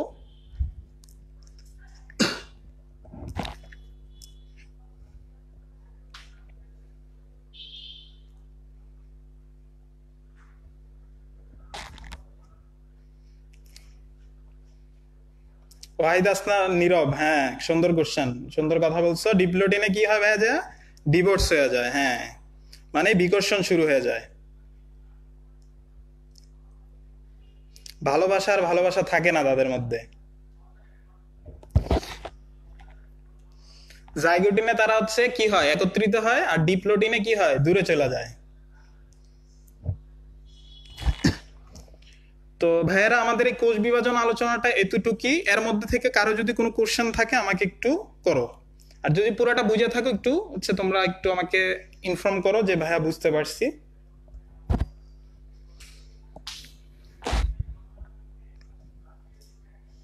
এই পুরো অধ্যায়টা শেষ, পুরো অধ্যায়ের উপর কারো কোনো কোশ্চেন থাকলে আমাকে একটু হচ্ছে বলো যে ভাইয়া এই পয়েন্টটা বুঝি নাই।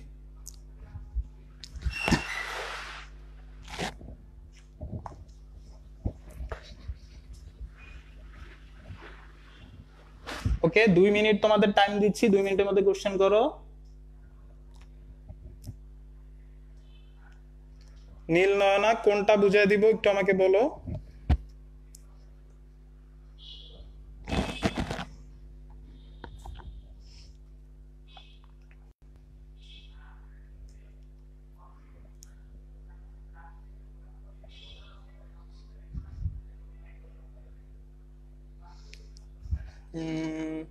ওয়াহিদ হাসান নীরব, জি ভাই অল ক্লিয়ার। তাহলে সুমা, হ্যাঁ ভাই বুঝতে পারছি, ক্লাসটা অনেক ভালো লাগতেছে, ওকে। প্যাকাইটিনের মধ্যে তিনটা কথা মনে রাখবা। প্যাকাইটিনের মধ্যে ট্যাটটাট ঘটে। ট্যাটটাট মানে হচ্ছে যে বাইবেলেন্ট, মানে দুইটা ক্রোমোজোম চারটা ক্রোমাটিডে পরিণত হয়, আর চারটা ক্রোমাটিডের সেটকে বলা হয় ট্যাটটাট।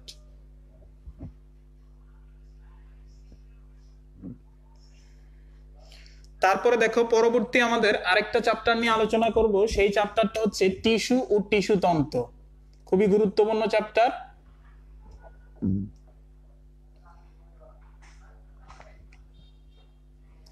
তো তোমরা একটু খেয়াল করো, পরবর্তী চ্যাপ্টার হচ্ছে আমাদের টিস্যু ও টিস্যু তন্ত্র।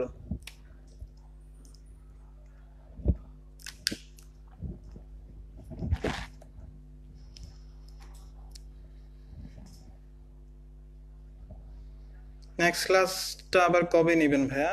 ভাইয়া ক্লাস শেষ হয় নাই তো, আরেকটা অধ্যায় বাকি আছে আমাদের। ফাতেমা সুলতানা, দেখো তুমি যে পড়াশোনা করতেছো তোমাকে কেউ উদ্দীপনা দিচ্ছে না, ঠিক সেম ভাবে কোষটাকে বিভাজিত হওয়ার জন্য উদ্দীপনা দেওয়া হয়। তো উদ্দীপনাটা কোষের বাইরে থেকে কে দেয়? বাইরে থেকে দেয় হচ্ছে হরমোন। আর কোষের ভিতর থেকে তাকে কে দেয়? সেটা হচ্ছে সাইক্লিন নামক প্রোটিন।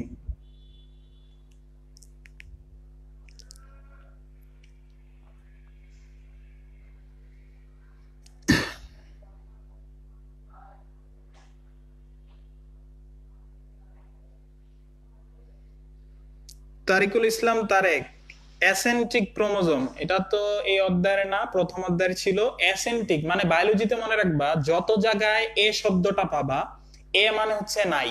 এ মানেটা কি ভাইয়া? নাই।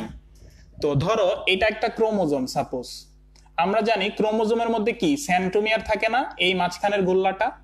এটা যদি না থাকে, এই চিত্রটা দেখো, এটার মধ্যে কোনো সেন্ট্রোমিয়ার নাই। কোন ক্রোমোজোমের মধ্যে এই সেন্ট্রোমিয়ারটা না থাকলে সেই ক্রোমোজোমটাকে বলে অ্যাসেন্ট্রিক। আশা করি তোমার অ্যান্সার পাইছো। নীল নয়না, হরমোনটা কি? বিভিন্ন ধরনের হইতে পারে, যেমন তোমাদের বইতে যে হরমোনটা দেওয়া আছে সেটা হচ্ছে ইরিথ্রোপয়েটিন। ইরিথ্রোপয়েটিন।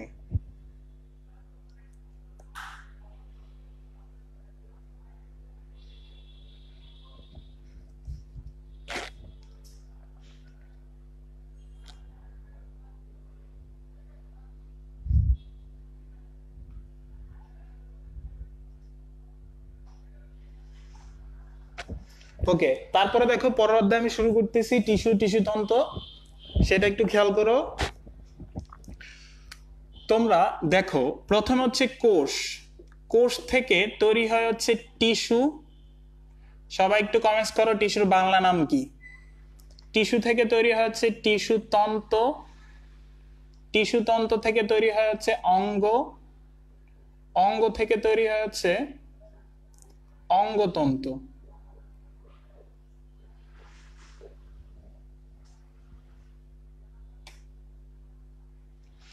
তো এই ধারাটা মনে রাখবা যে অনেকগুলা কোষ মিলিত হয়ে টিস্যু তৈরি করে, অনেকগুলা টিস্যু মিলে টিস্যু তন্তু, অনেকগুলা টিস্যু তন্তু মিলে অঙ্গ তৈরি করে।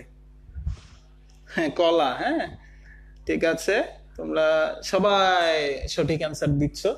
কিছু কিছু জিনিসের আসলে ইংরেজি নামটাই আমাদের মনে থাকে বেশি। দেখা গেছে বাংলা বললে অনেকে বলে যে ভাই কলা, এটা আবার কি। ঠিক আছে, তো দুইটা জিনিসই মাথায় রেখো, কারণ দুইটা থেকেই কোশ্চেন আসতে পারে। তো আমরা মূলত পুরোটা নিয়ে আলোচনা করবো না, আমাদের এই অধ্যায়টা মূলত হচ্ছে এই দুইটা অংশ নিয়ে, টিস্যু নিয়ে আর হচ্ছে টিস্যু তন্ত্র নিয়ে। তো তোমরা ভালো করে জানো টিস্যু মূলত দুই প্রকার। কি কি কি ভাইয়া? একটা হচ্ছে বাজক টিস্যু আর একটা হচ্ছে স্থায়ী টিস্যু। তো বাজক টিস্যুটা কি? বাজক টিস্যুটা হচ্ছে যেই টিস্যুটা আসলে সহজেই বিভাজিত হইতে পারে, বা যেই টিস্যুটা বিভাজিত হয় সেটা বাজক টিস্যু, আর যেই টিস্যু কখনোই বিভাজিত হয় না সেটাকে আমরা বলতেছি স্থায়ী টিস্যু। তো তোমরা বইয়ের মধ্যে থেকে দেখবা বাজক টিস্যু স্থায়ী টিস্যু সুন্দর করে একটা পার্থক্য দেওয়া আছে চার্ট আকারে। ওই চার্টটা একটু ভালো করে পড়ে নিবা, ওই চার্টটা ইম্পর্টেন্ট, চার্টটা একটু ভালো করে পড়তে হবে।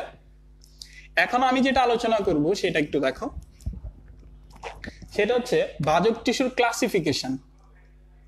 দেখো, ভাজক টিস্যু, ভাজক টিস্যুকে অনেকভাবে ক্লাসিফিকেশন করা যায়। প্রথমে হচ্ছে তোমার উৎপত্তি অনুসারে, তারপর হচ্ছে অবস্থান অনুসারে, তারপর হচ্ছে কোষ বিভাজন অনুসারে, তারপরে হচ্ছে কাজ অনুসারে। উৎপত্তি অনুসারে হচ্ছে কয় প্রকার? প্রারম্ভিক, প্রাথমিক, সেকেন্ডারি। অবস্থান অনুসারে শীর্ষস্থ, তারপরে হচ্ছে নিবেশিত, তারপরে হচ্ছে পার্শ্বীয়। কোষ বিভাজন অনুসারে হচ্ছে মস, প্লেট, রিব। কাজ অনুসারে হচ্ছে প্রোটোডার্ম,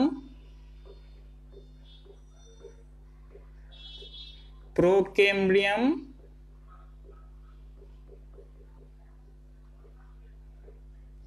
গ্রাউন্ড মেরিস্টেম।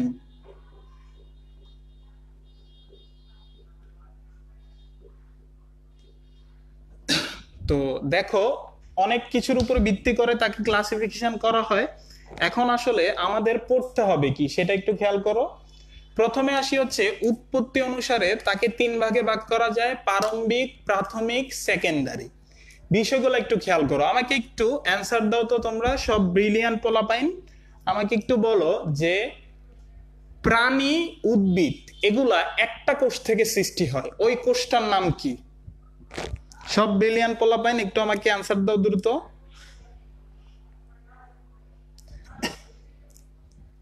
একটু দ্রুত অ্যান্সার করো যে সকল উদ্ভিদ, সকল প্রাণী একটা কোষ থেকে সৃষ্টি হয়, সেই কোষটার নাম কি? এমডি তুহিন, সব কটাই হচ্ছে তিন প্রকার।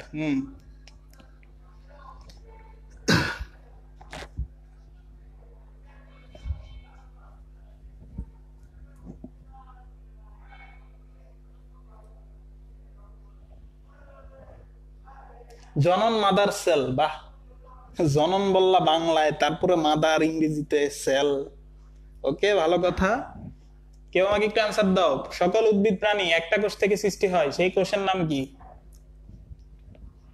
বিলিয়ন পোলাপেন গুলো কোথায়? হ্যাপ্লয়েড, ফারজানা ইয়াসমিন। হয় নাই। দেখি কে সঠিক অ্যান্সার দিতে পারে আজকে। এটা একটা কুইজ, পারলেই চান্স, কারোই হচ্ছে না। কে চান্স পাইতে যাও, অ্যান্সার দিয়ে দাও আমাকে একটু।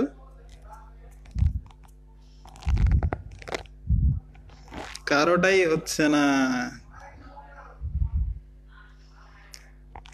তারেকুল ইসলাম তারেক প্রথম সঠিক অ্যান্সার দিছে, তারপরে ইন্তিশা ইশা সঠিক।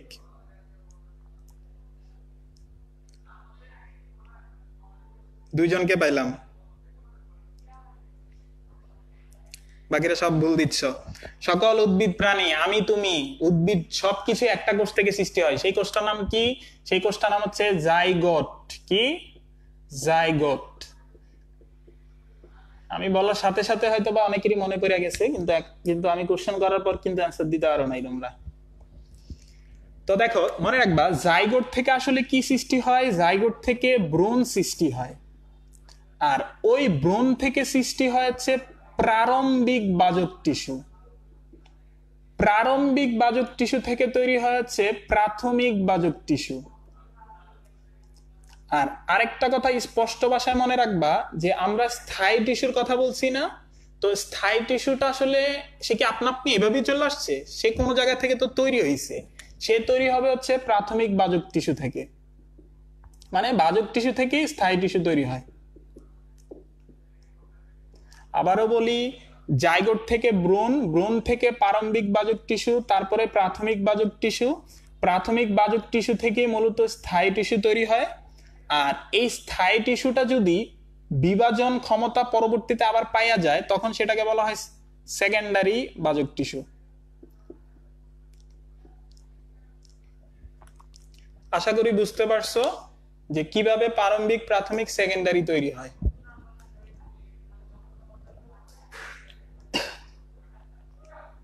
আর সেকেন্ডারির উদাহরণ মনে রাখবা। সেকেন্ডারির উদাহরণ কি? কর্ক ক্যাম্বিয়াম।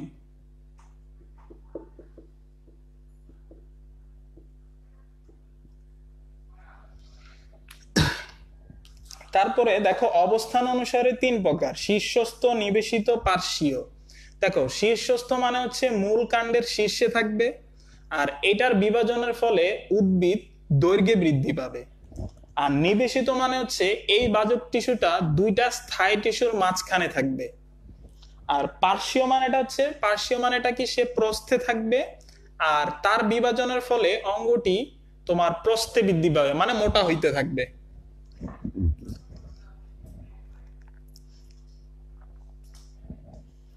ওকে, তারপরে কোষ বিভাজন অনুসারে প্রকারভেদটা ইম্পর্টেন্ট, সেটা থেকে তোমার মাথায় রাখতে হবে তিনটা কথা পড়বা। প্রথম কথা হচ্ছে কয় তলে বিভাজন, কয় তলে বিভাজন। 2 নাম্বার হচ্ছে অঙ্গটি কিরূপ বৃদ্ধি।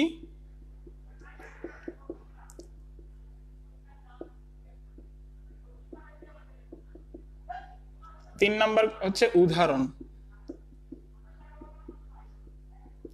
দেখো কোষ বিভাজন অনুসারে প্রকারভেদের প্রত্যেকটাকে তিনটা কোশ্চেন করবা, যে কয় তলে বিভাজিত হচ্ছে, অঙ্গটি কিরূপ বৃদ্ধি পাচ্ছে, উদাহরণ কি। দেখো আমি মশের ক্ষেত্রে যদি সেটা করি যে কয় তলে বিভাজন, অ্যান্সার হবে সব তলে। তারপরে মশের ক্ষেত্রে যদি বলি অঙ্গটি কিরূপ বৃদ্ধি পায়, অ্যান্সার হবে ঘনত্বে, আর উদাহরণ বই থেকে পড়বা। আর প্লেটের ক্ষেত্রেও সেম তিনটা কোশ্চেন করবা, যে কয় তলে বিভাজন, প্লেটের ক্ষেত্রে হচ্ছে 2 তল, অঙ্গটি কিরূপ বৃদ্ধি পায় আয়তনে, উদাহরণ কি, পাতা। তারপরে রিবের ক্ষেত্রে এই তিনটা কোশ্চেন, কয় তলে বিভাজন, 1 তলে, অঙ্গটি কিরূপ বৃদ্ধি পায় রৈখিক সজ্জাকারে, উদাহরণ কি, বই থেকে দেখে নিবা। তার মানে এই তিনটা জিনিস থেকে তুমি প্রত্যেকটাকে এই তিনটা করে কোশ্চেন করবা, আর অ্যান্সার গুলো একটু পড়ে নিবা।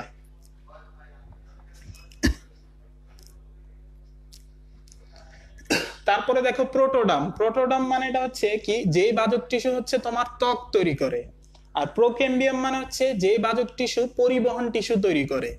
আর গ্রাউন্ড মেরিস্টেম হচ্ছে যেই বাজক টিস্যু তোমার ভিত্তি তৈরি করে দেয়। আর এখান থেকে তোমাকে গ্রাউন্ড মেরিস্টেমের উদাহরণগুলো মনে রাখতে হবে।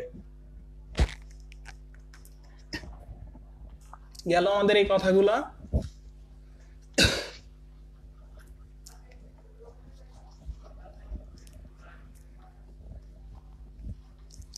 তারপরে দেখো যেটা আছে সেটা হচ্ছে তোমরা সবাই প্রস্বেদন প্রক্রিয়ার কথা শুনছো। প্রস্বেদন মানেটা কি? প্রস্বেদন মানে হচ্ছে উদ্ভিদ তার দেহের অতিরিক্ত পানি বাষ্প আকারে পত্ররন্ধ্র দিয়ে বের করে দেওয়ার প্রসেস। আবারও বলি, যে উদ্ভিদ দেহের অতিরিক্ত পানি বাষ্প আকারে পত্ররন্ধ্র দিয়ে বের করে দেওয়ার প্রসেসকে বলতেছি প্রস্বেদন। এখন আরেকটা প্রসেস আছে, যেই প্রসেসে উদ্ভিদ দেহের অতিরিক্ত পানি তরল আকারে বের করে দেয়। তোমাদের কাছে কোশ্চেন হচ্ছে সেই প্রসেসটার নাম কি আর সেই প্রসেসটা কোন অঙ্গ দ্বারা হয়ে থাকে। যারা ক্লাস করতেছো সব বিলিয়ন পোলাপাইন আমাকে একটু অ্যান্সার দাও যে বাষ্প আকারে বের করে দেওয়ার প্রসেসকে বলতেছি প্রস্বেদন, তরল আকারে বের করে দেওয়ার প্রসেসটা কি আর কোথায় সংঘটিত হয়।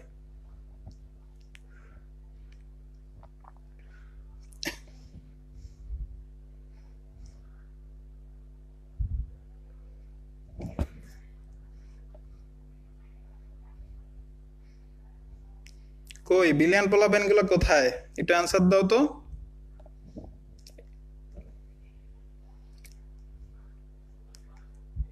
এটা পারলেও চান্স। হ্যাঁ,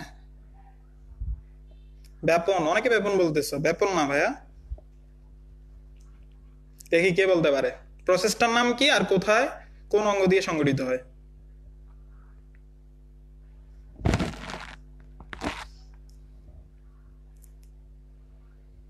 খাদিজা নুপুর অঙ্গের নাম বলছো, হ্যাঁ হইছে।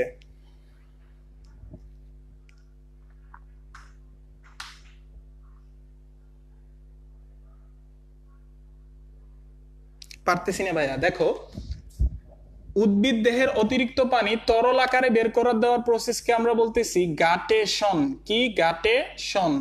আর কোন অঙ্গ দিয়ে সেটা হয়? সেই অঙ্গটার নাম হচ্ছে হাইডাথোড বা পানিপত্র রন্ধ্র। আর পরীক্ষায় কোশ্চেন আসে যে হাইডাথোড কার কার মধ্যে থাকে। মনে রাখবা ঘটক দ্বারা, ঘাস, টমেটো আর হচ্ছে কচু, এইগুলার মধ্যে কি থাকে? হাইডাথোড থাকে।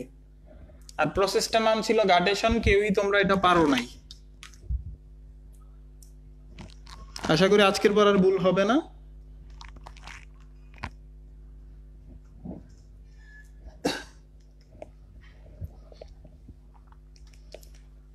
তো প্রস্বেদন, গাটেশন এই দুইটা জিনিস আশা করি বুঝতে পারছো। আর হাইডাথোড কোথায় পাওয়া যায়? ঘাস, টমেটো, কচু। তারপরে দেখো, তারপরে যেটা আমরা পড়বো টিস্যু তন্তু। টিস্যু তন্ত্রের মধ্যে তিনটা টিস্যু তন্তু আলোচনা করব। প্রথমে থাকবে হচ্ছে ত্বকীয় টিস্যু তন্তু, তারপরে থাকবে হচ্ছে গ্রাউন্ড টিস্যু তন্তু, তারপরে হচ্ছে পরিবহন টিস্যু তন্তু। প্রথমে ত্বকীয় টিস্যু তন্ত্রের দেখো কি কি অংশ থাকে। প্রথমে ত্বক থাকে, কিউটিকল থাকে, রোম থাকে, এগুলো সব ত্বকের মধ্যে থাকে। এখন আমাকে কেউ বলো তো কাণ্ডের ত্বকের নাম কি আর মূলের ত্বকের নাম কি? আর কিউটিকল থাকে কোথায়, থাকে না কোথায়? আর রোম, এককোষী রোম কার মধ্যে দেখা যায়? বহুকোষী রোম কার মধ্যে দেখা যায়? প্রথম হচ্ছে ত্বক। কাণ্ডের ত্বককে আমরা বলি হচ্ছে এপিডার্মিস, মূলের ত্বককে বলা হয় এপিব্লেমা। আর কিউটিকল তোমরা জানো থাকে হচ্ছে কাণ্ডের মধ্যে, থাকে না হচ্ছে মূলের মধ্যে। দেখো, রোম এককোষী হচ্ছে মূলের ক্ষেত্রে, রোম বহুকোষী হচ্ছে কাণ্ডের ক্ষেত্রে। অনেকগুলো ইনফরমেশন একসাথে করে দিলাম, বুঝতে পারছো কিনা একটু দেখো তো সবাই।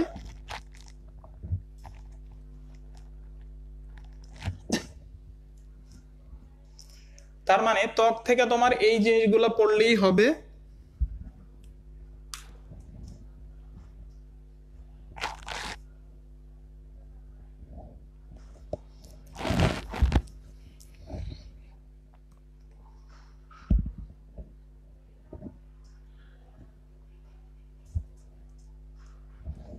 আশা করি বুঝতে পারছো যে ত্বক, কাণ্ডের ত্বককে কি বলা হয়, মূলের ত্বককে কি বলা হয়, কিউটিকল থাকে কোথায়, থাকে না কোথায়, এই টপিকসগুলা। তারপরে আমরা আলোচনা করব গ্রাউন্ড টিস্যু তন্তু। দেখো, গ্রাউন্ড টিস্যু তন্তু থেকে দুইটা জিনিস মনে রাখতে হবে। প্রথমে হচ্ছে বহিঃস্থলীর অঞ্চলগুলা কোনগুলা, তারপর হচ্ছে অন্তঃস্থলীর অঞ্চলগুলা কোনগুলা। দেখো বহিঃস্থলীর অঞ্চলের মধ্যে তিনটা অংশ থাকে, একটা হচ্ছে অধোত্বক, তারপরে হচ্ছে কর্টেক্স, তারপরে হচ্ছে অন্ততক। এই তিনটা অংশ বহিঃস্থলীর অন্তর্ভুক্ত। আর পরীক্ষায় এভাবেই আসবে, নিচের কোনটি বহিঃস্থলীর অঞ্চল, নিচের কোনটি অন্তঃস্থলীর অঞ্চল। অন্তঃস্থলীর মধ্যে তিনটা অংশ থাকে, এক নাম্বার হচ্ছে পেরিসাইকেল, দুই নাম্বার হচ্ছে মজ্জা, তিন নাম্বার হচ্ছে মজ্জা রশ্মি।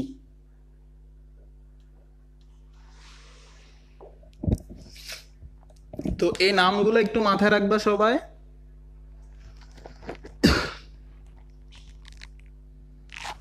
তারপরে একটু খেয়াল করো, অধোত্বক থেকে তোমাকে পড়তে হবে সেম কথা, থাকে কোথায়, থাকে না কোথায়।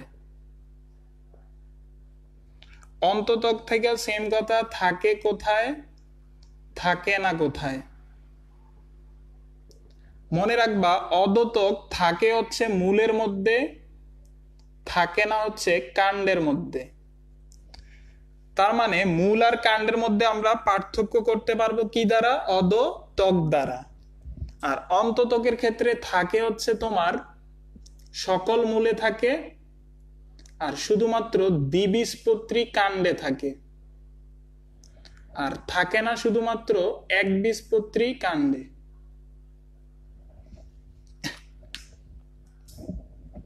খুবই খুবই খুবই ইম্পর্টেন্ট।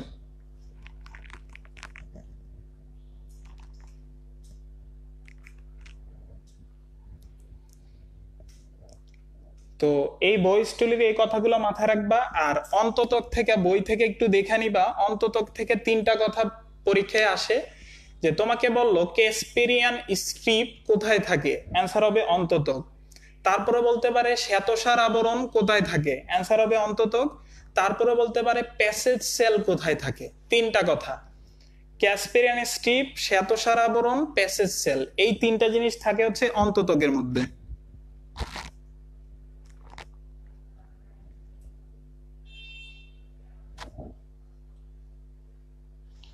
সরি আমি এই জায়গায় উল্টাটা বলছি, দেখো এটা উল্টাটা হবে, থাকে না হচ্ছে মূলে, থাকে হচ্ছে কাণ্ডের মধ্যে। দেখো মুখে বলছি ঠিকই কিন্তু লেখছি ভুলটা, একটু কারেকশন করে নিও, যে অধোত্বক থাকে না মূলে আর থাকে হচ্ছে কাণ্ডের মধ্যে।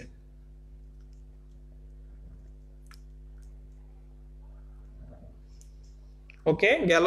তারপরে দেখো পেরিসাইকেল থেকে মনে রাখবা, পেরিসাইকেল থেকে একটা কোশ্চেন বেশি আসে, যে পেরিসাইকেল নাইট্রোজেন জাতীয় খাদ্য ব্যতীত সকল ধরনের খাদ্য সঞ্চয় করে।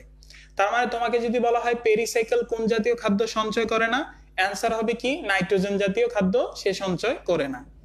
আর আরেকটা কথা ইম্পর্টেন্ট, পেরিসাইকেল থাকে না কাদের মধ্যে, পেরিসাইকেল থাকে না হচ্ছে জলজ উদ্ভিদের মধ্যে। এই দুইটা কথা মাথায় রাখবা। তবে মজ্জা রাশি থেকে তেমন একটা ইম্পর্টেন্ট কিছু নাই। তো এইভাবে বুঝার মতো এই জিনিসগুলো একটু মাথায় রাখতে হবে।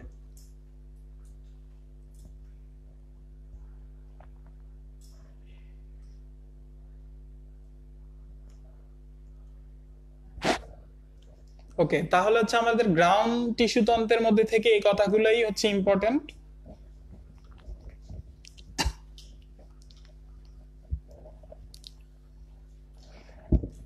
তারপর হচ্ছে আমাদের লাস্ট টিস্যু তন্ত্র, সেটা হচ্ছে কি পরিবহন টিস্যু তন্ত্র।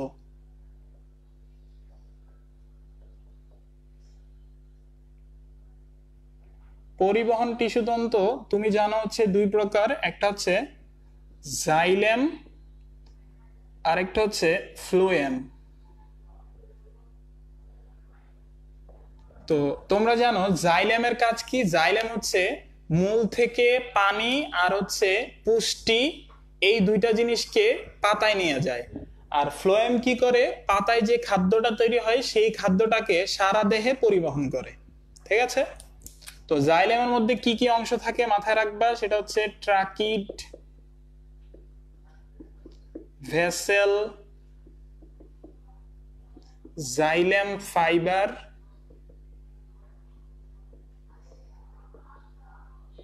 তারপর হচ্ছে জাইলেম প্যারেনকাইমা।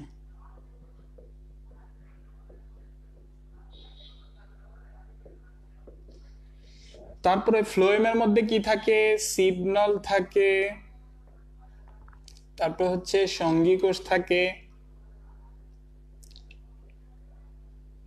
সেম ভাবে ফ্লোয়েম ফাইবার থাকে,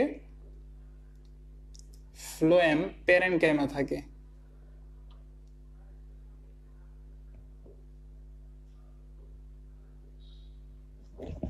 তো কোনটার মধ্যে কি থাকে সেটা পরীক্ষায় চলে আসতে পারে, সেটা একটু মাথায় রাখবা যে কোন অংশের মধ্যে কি থাকে। আর মূলত ভিতর থেকে কোশ্চেন গুলো আসবে সেটা একটু খেয়াল করো, ভিতর থেকে কি ধরনের কোশ্চেন আসতে পারে। প্রথমে যেই কোশ্চেনটা দিবে সেটা হচ্ছে, দেখি তোমরা অ্যান্সার দিতে পারো কিনা। নগ্নবীজী উদ্ভিদের জাইলেমের মধ্যে একটা অংশ থাকে না, সেই অংশটার নাম কি? নগ্নবীজী উদ্ভিদের জাইলেমের মধ্যে একটা অংশ থাকে না, সেই অংশের নাম কি? সবাই অ্যান্সার দাও তো।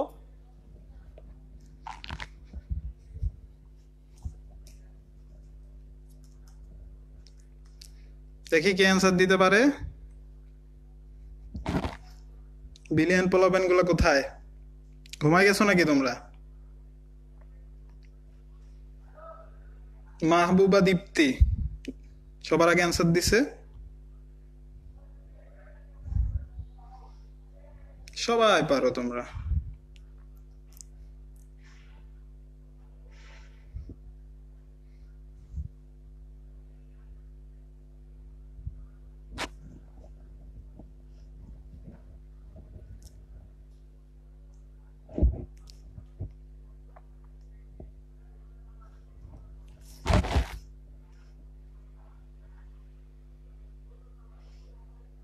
সবাইকে ধন্যবাদ, সবাই হচ্ছে রাইট অ্যান্সার দিছো, সেটা হচ্ছে বেসেল।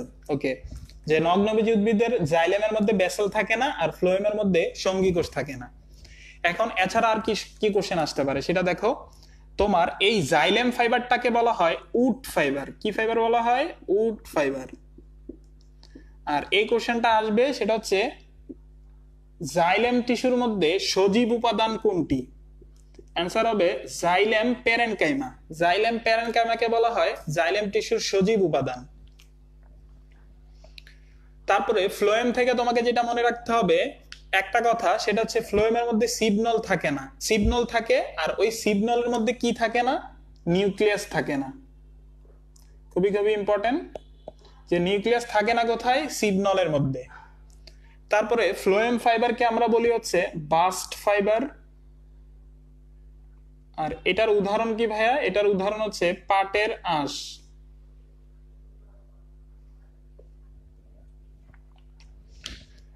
এই কথাগুলো ইম্পর্টেন্ট। আর বেসেল থেকে মনে রাখবা, বেসেলটা যদি ছোট গর্তযুক্ত হয় সেটাকে বলা হয় প্রোটোজাইলেম, আর বেসেল যদি বড় গর্তযুক্ত হয় সেটাকে বলা হয় মেটাজাইলেম। মানে মেটা মানে মোটা।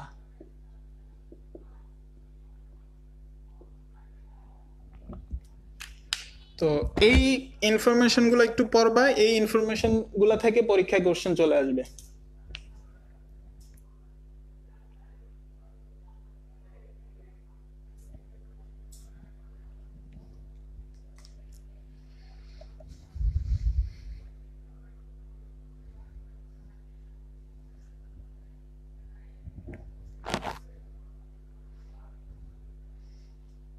এখন সবাই একটু বোর্ডের দিকে তাকাবা, খুবই ইম্পর্টেন্ট জিনিস বুঝাবো, যেটা তোমাদের হচ্ছে সবসময় ভুল হয়।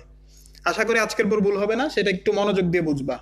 সবাই কনসেন্ট্রেশন, হাই কনসেন্ট্রেশন, ঠিক আছে? সেটা একটু খেয়াল করো যে বিষয়টা কেমন।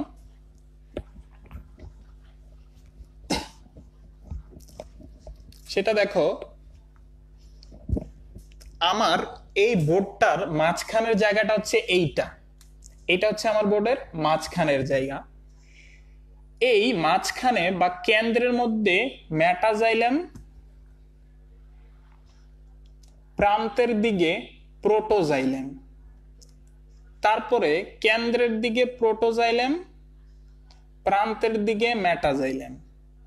কেন্দ্রের দিকে মেটাও আছে, প্রোটো আছে, প্রান্তের দিকে মেটাও আছে, প্রোটো আছে। তো প্রথমটা একটু খেয়াল করো যে কেন্দ্রের দিকে মেটাজাইলাম, প্রান্তের দিকে প্রোটোজাইলাম দেখা যায় কোথায়? অ্যান্সার হবে, আচ্ছা অ্যান্সারটা কেউ দিতে পারবা কিনা? কেন্দ্রে হচ্ছে মেটাজাইলাম, প্রান্তের দিকে প্রোটোজাইলাম দেখা যায় কোথায়?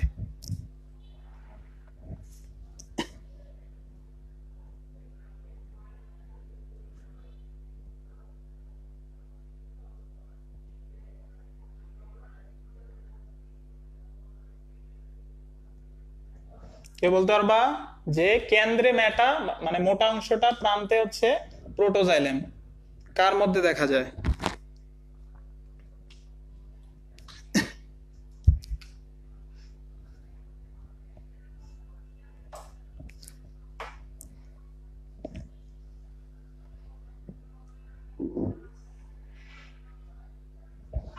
না, দেখা যায় হচ্ছে মূলে। কোথায় দেখা যায়? মূলে। আর মনে রাখবা কিভাবে? ম ম ম, মূলে মেটাজাইলাম, মাঝখানে। আবারও বলি, মাঝখানে মেটাজাইলাম, প্রান্তের দিকে প্রোটোজাইলাম দেখা যায় মূলে। মনে রাখবা হচ্ছে ট্রিপল ম দ্বারা, মূলে মেটাজাইলাম, মাঝখানে থাকে।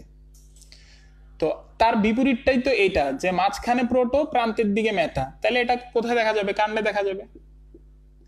আর মাঝখানে মেটাও আছে, প্রোটো আছে, প্রান্তের দিকে মেটাও আছে, প্রোটো আছে, সেটা দেখা যায় কোথায়? সেটা দেখা যায় হচ্ছে পাতার মধ্যে।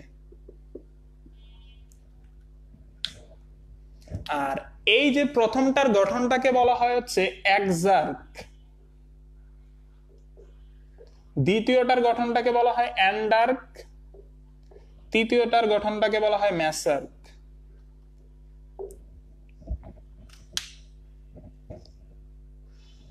সবাই বুঝতে পারছো কিনা একটু কমেন্টস করো, যদি না বুঝতে পারো আবার বুঝিয়ে দিব।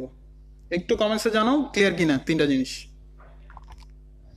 আর একজার্কটাও মনে রাখা যায়, একজার্ক মনে রাখবা এক্সিট দ্বারা কি বের হয়ে যাচ্ছে, দেখো প্রোটোজাইলাম গুলা কি বের হয়ে যাচ্ছে না, তার মানে কি একজার্ক হচ্ছে এক্সিট। আর অ্যান্ডার্ক মানে হচ্ছে এন্ট্রি। এই জায়গায় দেখো প্রোটোজাইলাম গুলা কি ভিতরের দিকে ঢুকতেছে। সবাই ক্লিয়ার কিনা?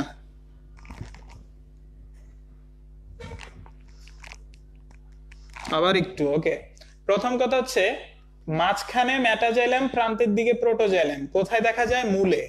মনে রাখবা ম ম ম দ্বারা মূলে মেটাজাইলাম মাঝখানে থাকে। আর এই গঠনটাকে বলা হয় একজার্ক। মনে রাখার কৌশল হচ্ছে এক্সিট। এই জায়গায় দেখো প্রোটোজাইলাম গুলা বের হয়ে যাচ্ছে। তো এইটার বিপরীত হচ্ছে এটা, যে মাঝখানে প্রোটো, পরিধির দিকে মেটা। তো এটা যদি মূল উপরটা মূলের দিকে দেখা গেলে এটা অবশ্যই তার অপোজিট, কাণ্ডে দেখা যাবে। আর পাতাটা এমনি মনে রাখা যায় যে মাঝখানে মেটাও আছে, প্রোটো আছে, প্রান্তের দিকে মেটাও আছে, প্রোটো আছে। এটা দেখা যায় হচ্ছে পাতার মধ্যে। আর গঠনটাকে বলা হয় মেসার্ক।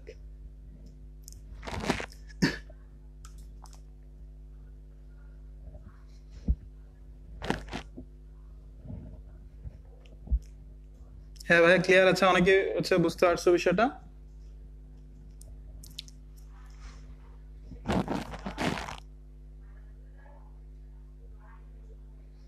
এই জিনিসগুলো তোমরা বারবার ভুল করো, আর পরীক্ষায় এই জিনিসগুলো বারবার আসে।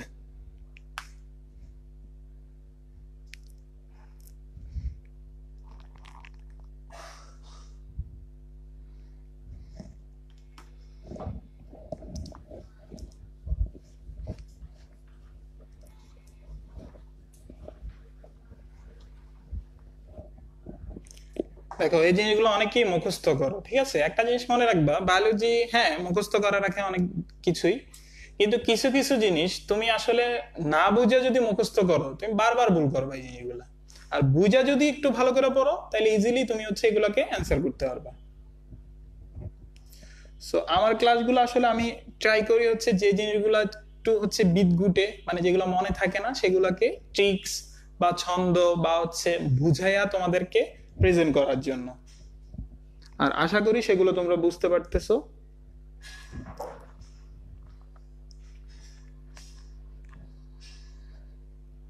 ওকে, আমাদের সবার শেষে যেটা থাকতেছে ভাস্কুলার বান্ডেল। দেখো, তোমাকে যখন আমি কোষ বিভাজন পড়াইছিলাম না, একটা কথা কিন্তু বলে দিয়েছিলাম তোমাদের, যে কোষ বিভাজনের মধ্যে মিওসিস 1 এর প্রোফেজ 1 এর 5টা উপপর্যায় সবচেয়ে ইম্পর্টেন্ট। আবার এই অধ্যায়টার মধ্যে আমি যদি বলি, তোমরা যদি কেউ কোশ্চেন করো যে ভাইয়া সবচেয়ে ইম্পর্টেন্ট টপিক কোনটা, তাহলে হবে এই ভাস্কুলার বান্ডেল। এটা মনে রাখবা, ভিভিআই বা 100% পরীক্ষায় পাবাই। সো মনোযোগ দাও ভালো করে।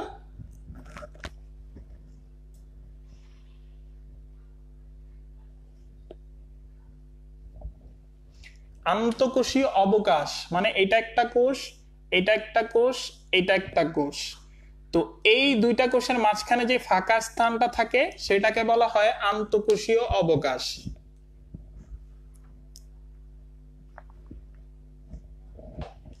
তো এই ভাস্কুলার বান্ডেলটা একটু খেয়াল করো যে এটা থেকে কি পড়তে হবে।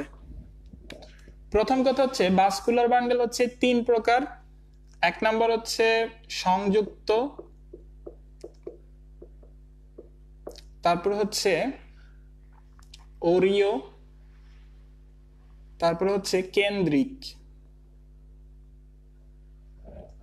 সংযুক্ত আবার 2 প্রকার, একটা হচ্ছে সমপার্শ্বীয়, একটা হচ্ছে সমদ্বিপার্শ্বীয়।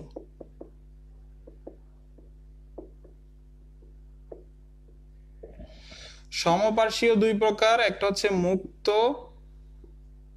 আর একটা হচ্ছে বদ্ধ। আর দেখো, সমপার্শ্বীয় আর সমদ্বিপার্শ্বীয়ের মধ্যে পার্থক্যটা কি? ধরো এইটা হচ্ছে জাইলেম, নিচে হচ্ছে ফ্লোয়েম, জাইলেম ফ্লোয়েম। এরকম জাইলেম ফ্লোয়েম যদি পাশাপাশি থাকে সেটাকে আমি বলি সমপার্শ্বীয়। আর ধরো উপরে জাইলেম, মাঝখানে ফ্লোয়েম, নিচে আবার জাইলেম, জাইলেম ফ্লোয়েম জাইলেম। তো এরকম যদি থাকে তাহলে সেটাকে বলা হয় সমদ্বিপার্শ্বীয়। তো সমপার্শ্বীয়র ক্ষেত্রে মুক্তর কথার মানে হচ্ছে, মুক্তর ক্ষেত্রে জাইলেম আর ফ্লোয়েমের মাঝখানে একটা বলয় থাকে, সেই বলয়টাকে বলা হয় কেম্বিয়াম বলয়। তো কেম্বিয়াম বলয় যদি থাকে তাহলে সেটাকে বলা হয় মুক্ত, আর যদি না থাকে তাহলে সেটাকে বলা হয় বদ্ধ। তো উদাহরণ মনে রাখবা, মুক্ত দেখা যাচ্ছে দ্বিবীজপত্রী কাণ্ড আর হচ্ছে নগ্নবীজী কাণ্ড, আর বদ্ধ দেখা যায় হচ্ছে একবীজপত্রী কাণ্ডে। আর সমদ্বিপার্শ্বের উদাহরণ মনে রাখবা কুলা দ্বারা, কুলা হচ্ছে কুমড়া আর হচ্ছে লাউ।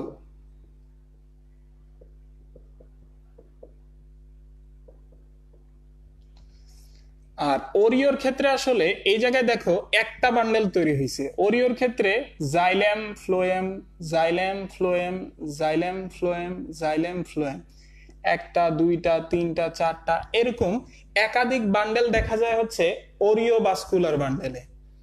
তো ওরিওটা দেখা যায় মনে রাখবা মূলে। মূল আবার 2 প্রকার, একবীজপত্রী দ্বিবীজপত্রী। একবীজপত্রীর ক্ষেত্রে ভাস্কুলার বান্ডেল হয় 6 এর অধিক,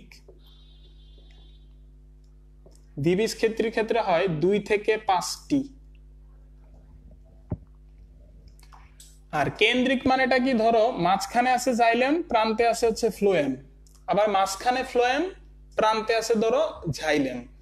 তো এই ধরনের ভাস্কুলার বান্ডেলকে বলা হয় কেন্দ্রিক। সেটা 2 ধরনের হইতে পারে, হেড্রোসেন্ট্রিক, ল্যাপ্টোসেন্ট্রিক।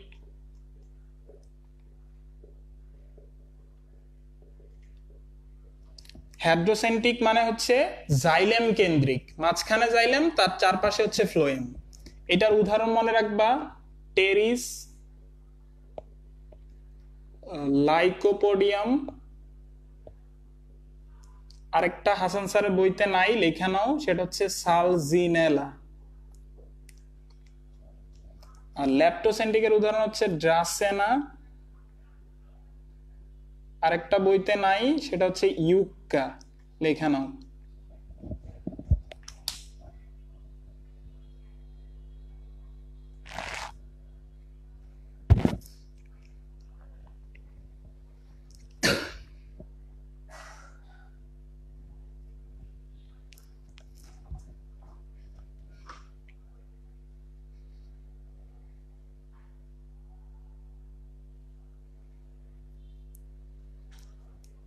এখানে যা যা বললাম এগুলা থেকে কোশ্চেন আসবেই। বাংলাদেশের যে জায়গায় পরীক্ষা দাও না কেন এখান থেকে তুমি কোশ্চেন পাবা। তো স্পেসিফিক কেউ কোনোটা যদি না বুঝে থাকো আমাকে একটু কোশ্চেন করো কমেন্টসে, আর বুঝে থাকলে একটু সেটাও জানাও।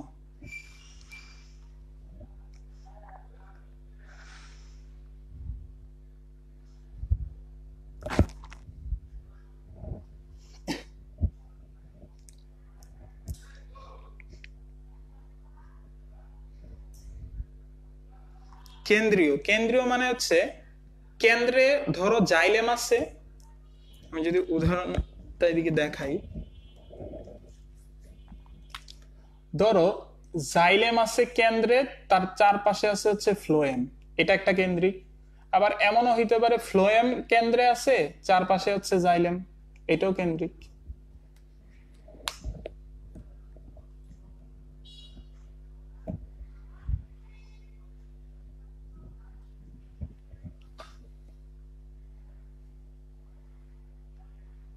আর কারো কোনো কোশ্চেন আছে কিনা একটু করো তো আমাকে।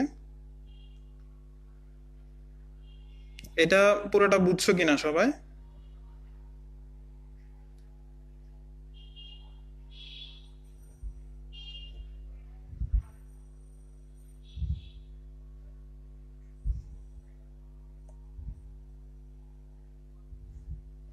শেষেরটা হচ্ছে কেন্দ্রিক। হ্যাড্রোসেন্ট্রিক মানে হচ্ছে জাইলেম কেন্দ্রিক, জাইলেম থাকবে মাঝখানে, তার পাশে থাকবে হচ্ছে ফ্লোয়েম।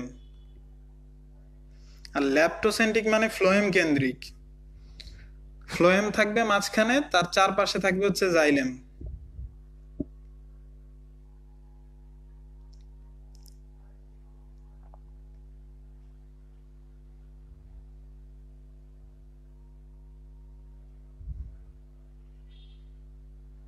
তাসরিফ আহমেদ, সংযুক্তর ক্ষেত্রে দেখো, সংযুক্তর ক্ষেত্রে দুইটা সমপার্শ্বীয় সমদ্বিপার্শ্বীয়। সমপার্শ্বীয় মানেটা হচ্ছে উপরে থাকবে জাইলেম, নিচে থাকবে ফ্লোয়েম, জাইলেম ফ্লোয়েম, সেটা সমপার্শ্বীয়। আর সমদ্বিপার্শ্বীয় মানে হচ্ছে উপরে ধরো জাইলেম, মাঝখানে ফ্লোয়েম, নিচে আবার জাইলেম, জাইলেম ফ্লোয়েম জাইলেম, এই ধরনের থাকলে সমদ্বিপার্শ্বীয়। আর শুধু জাইলেম ফ্লোয়েম থাকলে সমপার্শ্বীয়।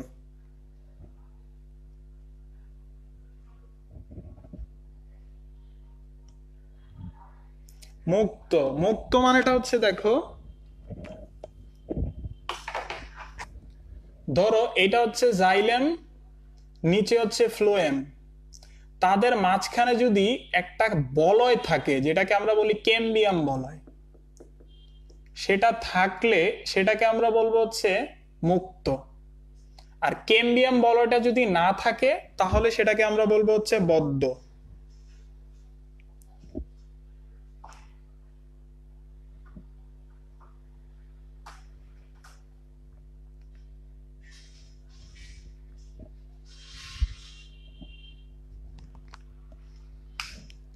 আর আরেকটা কথা বলা হয় নাই, তোমরা হচ্ছে যারা হচ্ছে এডমিশন পরীক্ষা দিবা, যারা ক্লাস করতেছো, দেখো বায়োলজির জন্য আমাদের একটা পাবলিকেশনে বই আছে, সেটা হচ্ছে বায়োলজি পাওয়ার, ঠিক আছে?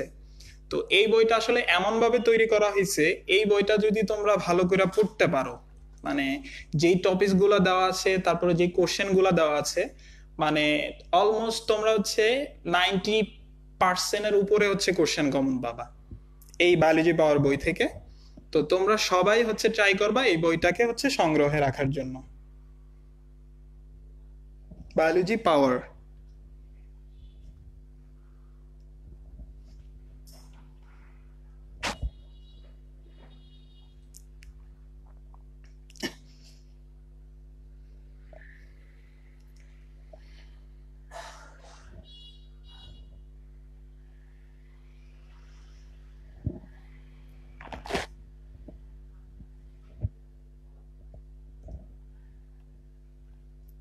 বায়োলজি পাওয়ার বই থেকে তুমি এমসিকিউ রিটেন দুইটা পার্টি পাবা, খুব সুন্দর করে সাজানো গোছানো অবস্থায় আছে, যেটা কিনা তোমাদের এডমিশন অনেক হেল্প করবে।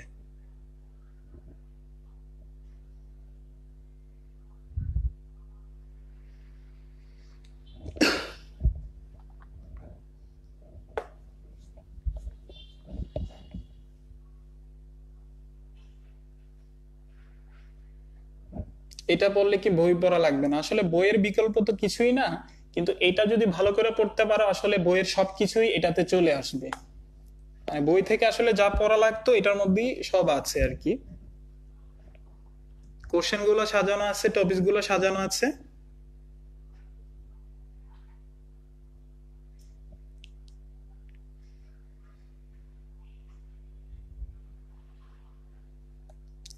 আচ্ছা, ভাস্কুলার বান্ডেলই আমাদের শেষ টপিক ছিল। তোমরা বই থেকে আর যেটা করবা সেটা হচ্ছে মূল ও কাণ্ডের একটা পার্থক্যের চার্ট আছে, ওই চার্টটা পড়বা। আর একবীজপত্রী কাণ্ড, এক দ্বিবীজপত্রী কাণ্ডের একটা পার্থক্য আছে, এই দুইটা পার্থক্য একটু পড়বা।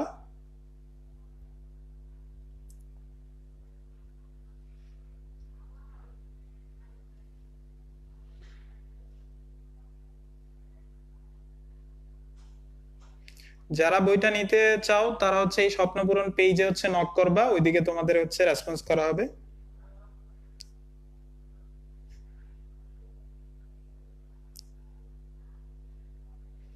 ফুল বই কিভাবে শেষ করবো? তোমার প্রত্যেকটা আমার ক্লাস ফলো করতে হবে, ক্লাস যদি ফলো করো তাইলে বুঝতে পারবা।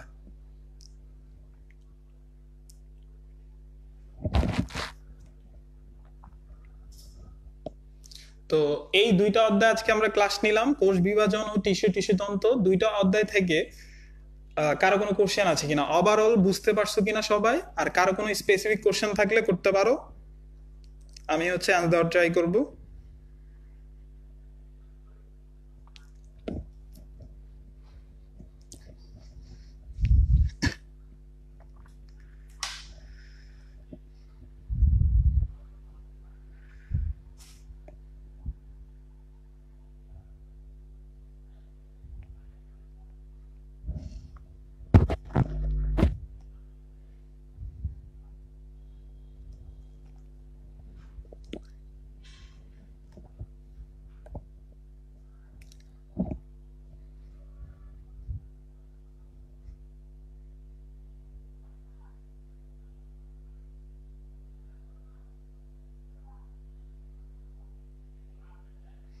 হ্যাঁ, এক বীজ পদ্ধতিতে মূল ও কাণ্ডের অন্তর্গঠন, আসলে ওই পার্থক্যটা যে পড়বা পার্থক্যের মধ্যেই চলে আসবে অন্তর্গঠনটা।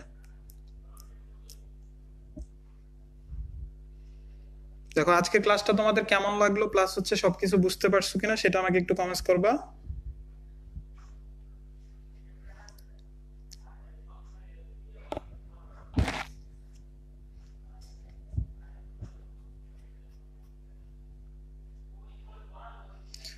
মেন বইয়ের বিকল্প নাই, কিন্তু এই বইটা পড়লে আসলে মেন বইয়ের সকল ইম্পর্টেন্ট ইনফরমেশন গুলা সাজানো আছে, যেটা কিনা মেন বইতে পাওয়া যায় না।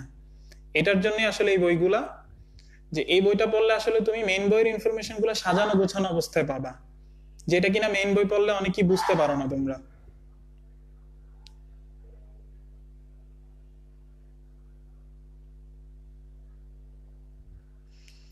আপনি যেভাবে পড়ান এভাবে কি টাইপ করা আছে কিনা? হ্যাঁ, ওইটাতে সাজানো গোছানো আছে, তুমি পড়লে মানে সবকিছু ইনফরমেশনই তোমার চলে আসবে।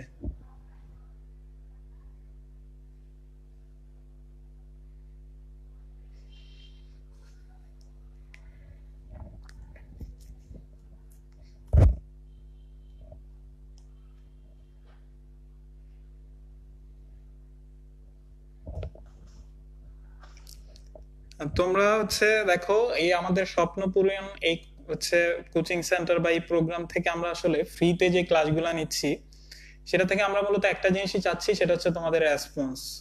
তোমরা ট্রাই করবা সবাই ক্লাসগুলো প্রত্যেকটা ক্লাস করার জন্য, প্লাস হচ্ছে প্রত্যেকটা ক্লাসকে হচ্ছে শেয়ার করে দিবা, শেয়ার করে হচ্ছে তোমাদের ফ্রেন্ডদের কাছে পৌঁছে দিবা, যাতে করে হচ্ছে সবাই হচ্ছে এই ফ্রি কোর্সগুলো করতে পারে।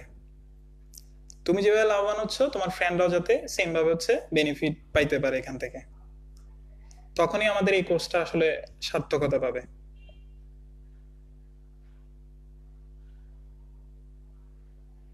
ওকে, তাহলে কোনো কোশ্চেন যদি না থাকে আমি ক্লাসটা এখানে শেষ করে দিচ্ছি।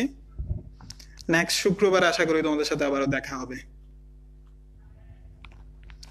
ভাই আপনার ক্লাসগুলো পাবো কোথায়? আমার ক্লাসগুলো এই স্বপ্ন পূরণেই পাবা, স্বপ্ন পূরণেই আমি হচ্ছে ক্লাস নিব। প্রত্যেক শুক্রবারে বায়োলজি ক্লাস থাকবে, ওই ক্লাসে আশা করি সব সময় হচ্ছে তোমরা থাকবা।